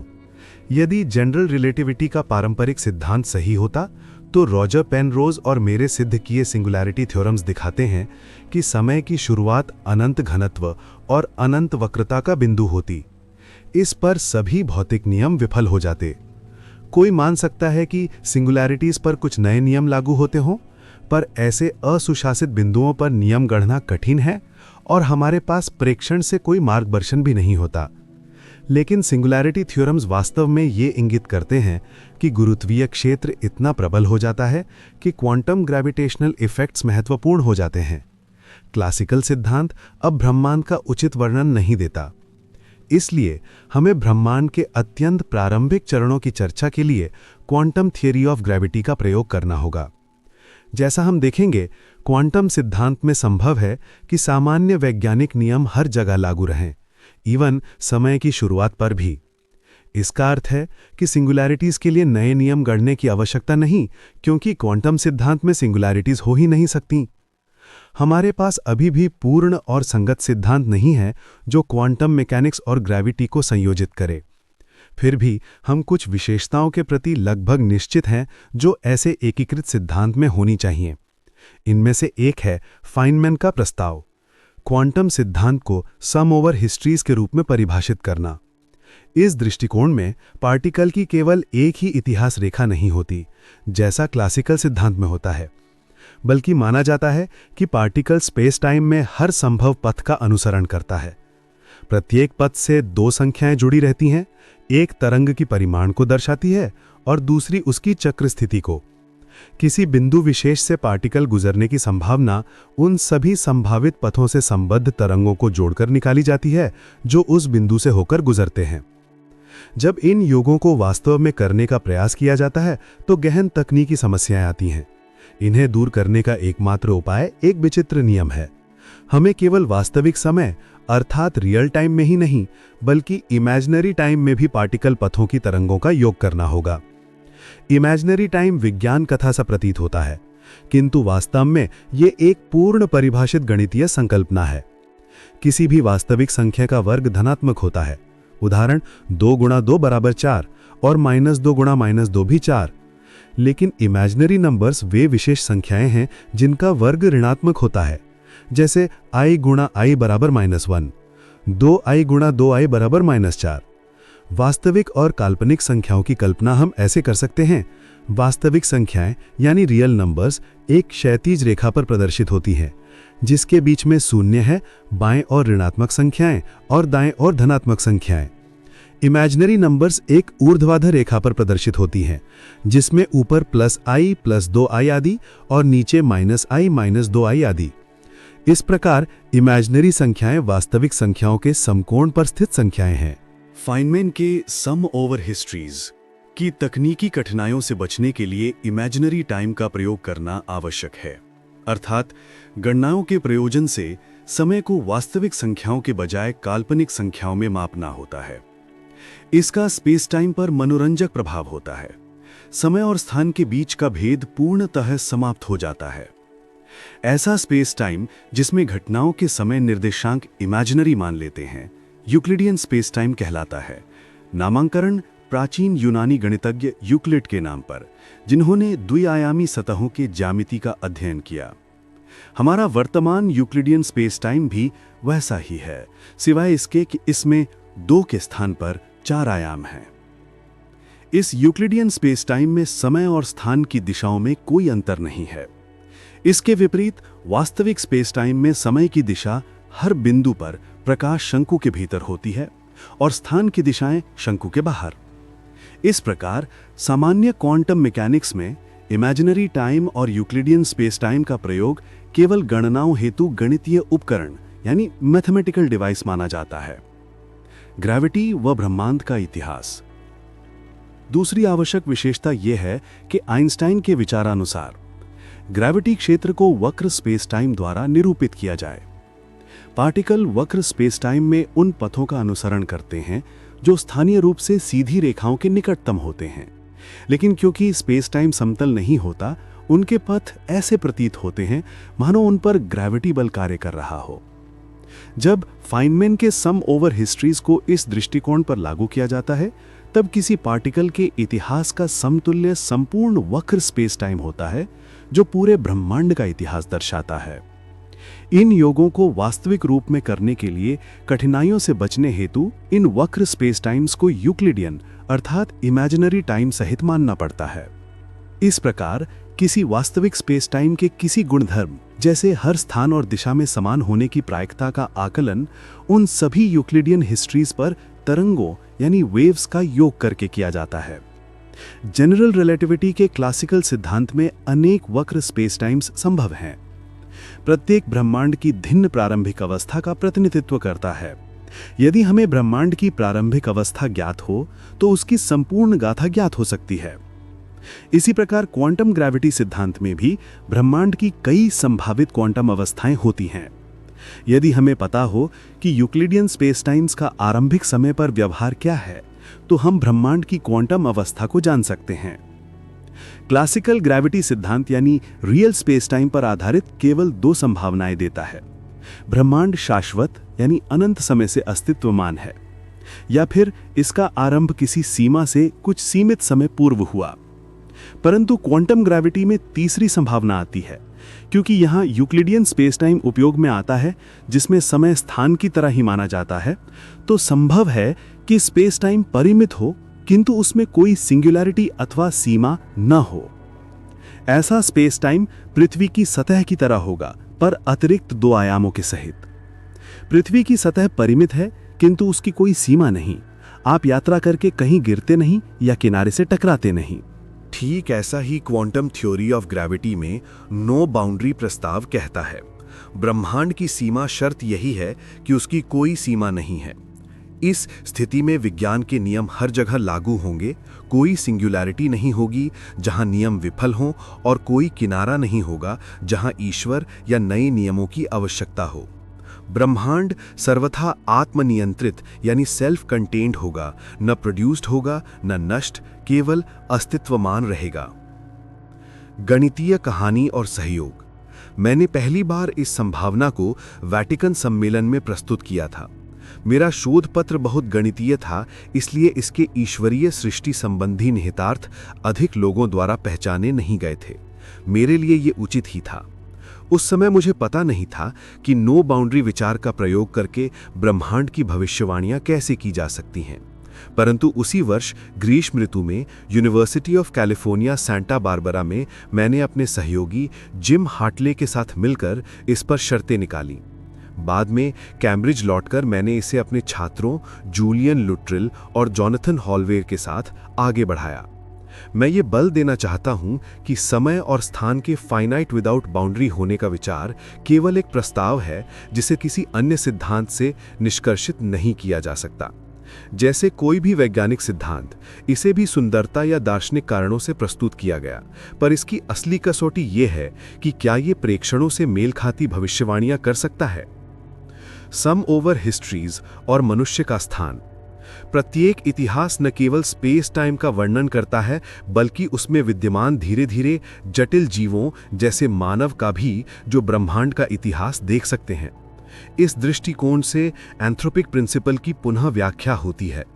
नो बाउंड्री प्रपोजल से ज्ञात होता है कि अधिकांश हिस्ट्रीज की प्रायिकता नगण्य है, पर एक विशेष परिवार की हिस्ट्रीज अन्य सभी की तुलना में कहीं ज्यादा संभावना रखती हैं। इन्हें पृथ्वी की सतह के समान चित्रित किया जा सकता है। उत्तरी ध्रुव की दूरी कल्पित समय का संकेत है और उस ध्रुव से स्थिर दूरी पर वृत्त यानी सर्कल्स ऑफ लैटिट्यूड ब्रह्मांड के आकार का। इस प्रकार ब्रह्मांड उत्तरी ध्रुव पर एक बिंदु के रूप में आरंभ होता, दक्षिण की ओर जाते हुए वृत्त बड़े होते जाते, यानी ब्रह्मांड का विस्तार इमेजिनरी टाइम के साथ बढ़ता। भूमध्य रेखा पर यह अधिकतम आकार प्राप्त कर और फिर कॉन्ट्रैक्टेड होकर दक्षिणी ध्रुव पर पुनः बिंदु बन जाता। उत्तर और दक्षिण ध्रुव शून्य आकार दर्शाते, पर सिंगुलर नहीं होते, जैसे धरती के ध्रुव सिंगुलर नहीं होते। वास्तविक समय की कहानी अलग होगी। 10-20 अरब वर्ष पहले इसका न्यूनतम आकार रहा होगा, जो इमेजिनरी टाइम इतिहास के अधिकतम आकार के बराबर है। बाद में ये कियोटिक इन्फ्लेशनरी मॉडल की तरह फैलता गया और अंत में पुनः एक सिंगुलैरिटी जैसी स्थिति में कॉन्ट्रैक्टेड हो जाएगा। निष्कर्ष: यदि ब्रह्मांड वास्तव में ऐसी क्वांटम अवस्था में है, तो इमेजिनरी टाइम के इतिहास में कोई सिंगुलैरिटी नहीं है। ऐसा लग सकता है कि मेरा हाल का कार्य मेरे पहले के सिंगुलैरिटी परिणामों को नकारता है, पर वास्तव में सिंगुलैरिटी थ्योरम्स का महत्व यही था कि उन्होंने दिखाया कि गुरुत्वीय क्षेत्र इतना प्रबल होता है कि क्वांटम ग्रेविटी इफेक्ट्स को नज़रअंदाज नहीं किया जा सकता। यही हमें इस विचार तक लाया कि ब्रह्मांड इमेजिनरी टाइम में परिमित हो सकता है, किंतु बिना किसी सीमा या सिंगुलैरिटीज के। किंतु वास्तविक समय की दृष्टि से अब भी सिंगुलैरिटीज दिखाई देंगी। कोई अंतरिक्ष यात्री जो ब्लैक होल में गिरता है, अपने भयानक अंत से नहीं बच सकता। केवल यही वह इमेजिनरी टाइम में जी रहा हो, तब उसे किसी सिंगुलैरिटी का सामना नहीं करना पड़ता। ये विचार ये संकेत दे सकता है कि जिसे हम इमेजिनरी टाइम कहते हैं, वही वास्तव में रियल टाइम है, और जिसे रियल टाइम कहते हैं, वो केवल हमारी कल्पना का एक उत्पाद है। वास्तविक समय में ब्रह्मांड का एक आरंभ और अंत होता है, ऐसी सिंगुलैरिटीज पर जो स्पेस टाइम की सीमा का निर्माण करती हैं और जहां विज्ञान के नियम विफल हो जाते हैं। किंतु इमेजिनरी टाइम में ना कोई सीमा होती है, न ही कोई सिंगुलैरिटी। इसलिए संभवतः इमेजिनरी टाइम ही अधिक मौलिक वास्तविकता है, और जिसे हम रियल टाइम कहते हैं, वो केवल एक सुविधाजनक विचार है जो हमें ब्रह्मांड का वर्णन करने में मदद करता है। लेकिन अध्याय 1 में वर्णित दृष्टिकोण के अनुसार कोई भी वैज्ञानिक सिद्धांत सिर्फ एक गणितीय मॉडल होता है, जिसे हम अपनी ऑब्जर्वेशंस को वर्णित करने के लिए बनाते हैं। ये मात्र हमारे मस्तिष्क में ही अस्तित्व रखता है। अतः ये पूछना निरर्थक है कि वास्तव में रियल समय वास्तविक है या इमेजिनरी समय। प्रश्न सिर्फ ये होना चाहिए कि कौन सा वर्णन अधिक उपयोगी है। नो बाउंड्री प्रस्ताव और संभाव्यताओं की भविष्यवाणी। सम ओवर हिस्ट्रीज और नो बाउंड्री प्रस्ताव का उपयोग करके ये ज्ञात किया जा सकता है कि ब्रह्मांड की कौन सी विशेषताएं साथ साथ घटित होने की संभावना रखती हैं। उदाहरण के लिए हम ये संभावना गणना कर सकते हैं कि जब ब्रह्मांड का घनत्व वर्तमान मान के बराबर है, तब वो सभी दिशाओं में लगभग समान दर से फैल रहा हो। अभी तक जिन सरल मॉडलों का परीक्षण हुआ है, उनमें ये संभावना हाई पाई गई है। इसका अर्थ है कि नो बाउंड्री शर्त ये भविष्यवाणी करती है कि ब्रह्मांड वर्तमान में सभी दिशाओं में लगभग समान दर से विस्तार कर रहा है, ये उन प्रेक्षणों से मेल खाता है जो माइक्रोवेव बैकग्राउंड रेडिएशन के बारे में किए गए हैं, जिसको हर दिशा में लगभग समान तीव्रता का पाया गया है। यदि विस्तार कुछ दिशाओं में अन्य दिशाओं की तुलना में तेज होता तो उन दिशाओं में रेडिएशन की तीव्रता घट जाती। आगे की भविष्यवाणियां अभी भी निकाली जा रही हैं। एक विशेष रूप से रोचक समस्या ये है कि प्रारंभिक ब्रह्मांड के घनत्व में जो अत्यंत छोटे विक्षोभ यानी small departures from uniform density हुए थे, उनका आकार कितना रहा होगा। अनसर्टेनिटी प्रिंसिपल ये बताता है कि प्रारंभिक ब्रह्मांड पूर्ण रूप से समरूप नहीं हो सकता था। पार्टिकल्स की स्थिति और वेग में कुछ न कुछ अनिश्चितताएं अवश्य रही होंगी। नो बाउंड्री शर्त का प्रयोग करके हम पाते हैं कि ब्रह्मांड ने वास्तव में उन न्यूनतम असमानताओं यानी नॉन यूनिफॉर्मिटीज से शुरुआत की जो अनसर्टेनिटी प्रिंसिपल द्वारा संभव थी। इसके बाद उसने तीव्र विस्तार यानी इन्फ्लेशन से गुजरा। इस अवधि में वे प्रारंभिक छोटे छोटे विक्षोभ बढ़ते बढ़ते इतने बड़े हो गए कि आज जिन संरचनाओं यानी गैलेक्सीज, स्टार्स, प्लैनेट्स और लाइफ को हम देखते हैं, उनका निर्माण समझाया जा सके। 1992 में कोब यानी कॉस्मिक बैकग्राउंड एक्सप्लोरर सैटेलाइट ने पहली बार माइक्रोवेव बैकग्राउंड रेडिएशन की तीव्रता में अत्यंत सूक्ष्म असमानताएं खोजी। इन असमानताओं की दिशा निर्भरता उन भविष्यवाणियों से मेल खाती है जो इन्फ्लेशनरी मॉडल और नो बाउंड्री प्रपोजल दोनों ने दी थीं। इस प्रकार no boundary proposal Karl Popper के वैज्ञानिक सिद्धांत की कसौटी पर खरा उतरता है। इसे प्रेक्षणों द्वारा असत्य सिद्ध किया जा सकता था, पर हुआ इसके उलट। इसकी भविष्यवाणियां सत्य साबित हुईं। एक फैलते ब्रह्मांड में जहां मैटर घनत्व थोड़ी सी जगह जगह पर अलग अलग हो, ग्रेविटी ने घने क्षेत्रों के प्रसार को धीमा किया और उन्हें संकुचन शुरू करने पर मजबूर किया। इस प्रक्रिया से आकाशगंगाएं, तारे और अंततः मनुष्यों जैसे ऑल्दो महत्वहीन प्राणी बने। अतः ब्रह्मांड की संपूर्ण जटिल संरचनाओं को नो बाउंड्री प्रपोजल और अनसर्टेनिटी प्रिंसिपल का संयोजन समझा सकता है। ईश्वर की भूमिका पर निहितार्थ। ये विचार कि स्पेस टाइम एक परिमित सतह बना सकता है, लेकिन बिना किसी सीमा के ईश्वर की भूमिका के लिए गहरे निहितार्थ रखता है। वैज्ञानिक सिद्धांतों की सफलता के बाद अधिकांश लोग मानने लगे थे कि ईश्वर ब्रह्मांड को कुछ नियम देता है और फिर उसे उन्हीं के अनुसार विकसित होने देता है, बीच में हस्तक्षेप नहीं करता। किंतु यदि ब्रह्मांड का कोई आरंभ होता तो यह मानना स्वाभाविक था कि उसमें एक क्रिएटर भी है जिसने उसे आरंभ करवाया। लेकिन यदि ब्रह्मांड सचमुच पूर्णतः आत्मनियंत्रित है, कोई सीमा, कोई किनारा नहीं, तो उसका न आरंभ है न अंत, वो बस अस्तित्व में है। तब प्रश्न उठता है, ऐसे ब्रह्मांड के लिए किसी सृष्टिकर्ता की क्या आवश्यकता शेष रह जाती है? तो दोस्तों, ये थी a brief history of time की ऑडियो बुक में हमारी आज की यात्रा। इस भाग में हमने चैप्टर्स 6, 7 और 8 को विस्तार से समझा। अगर आपको ये हमारा प्रयास पसंद आया तो इसे लाइक जरूर करें। आपका एक लाइक हमें आगे और भी अच्छी और ज्ञानवर्धक ऑडियो बुक्स लाने के लिए प्रेरित करता है। और हाँ, अगर आप इस अद्भुत किताब के अगले चैप्टर्स 9, 10, 11 और 12 की ऑडियो बुक मिस नहीं करना चाहते तो अभी खास पॉडकास्ट चैनल को सब्सक्राइब करें और साथ में नोटिफिकेशन बेल को भी दबा दें। मिलते हैं बहुत जल्द अगले चैप्टर्स के साथ। तब तक के लिए स्टे खास।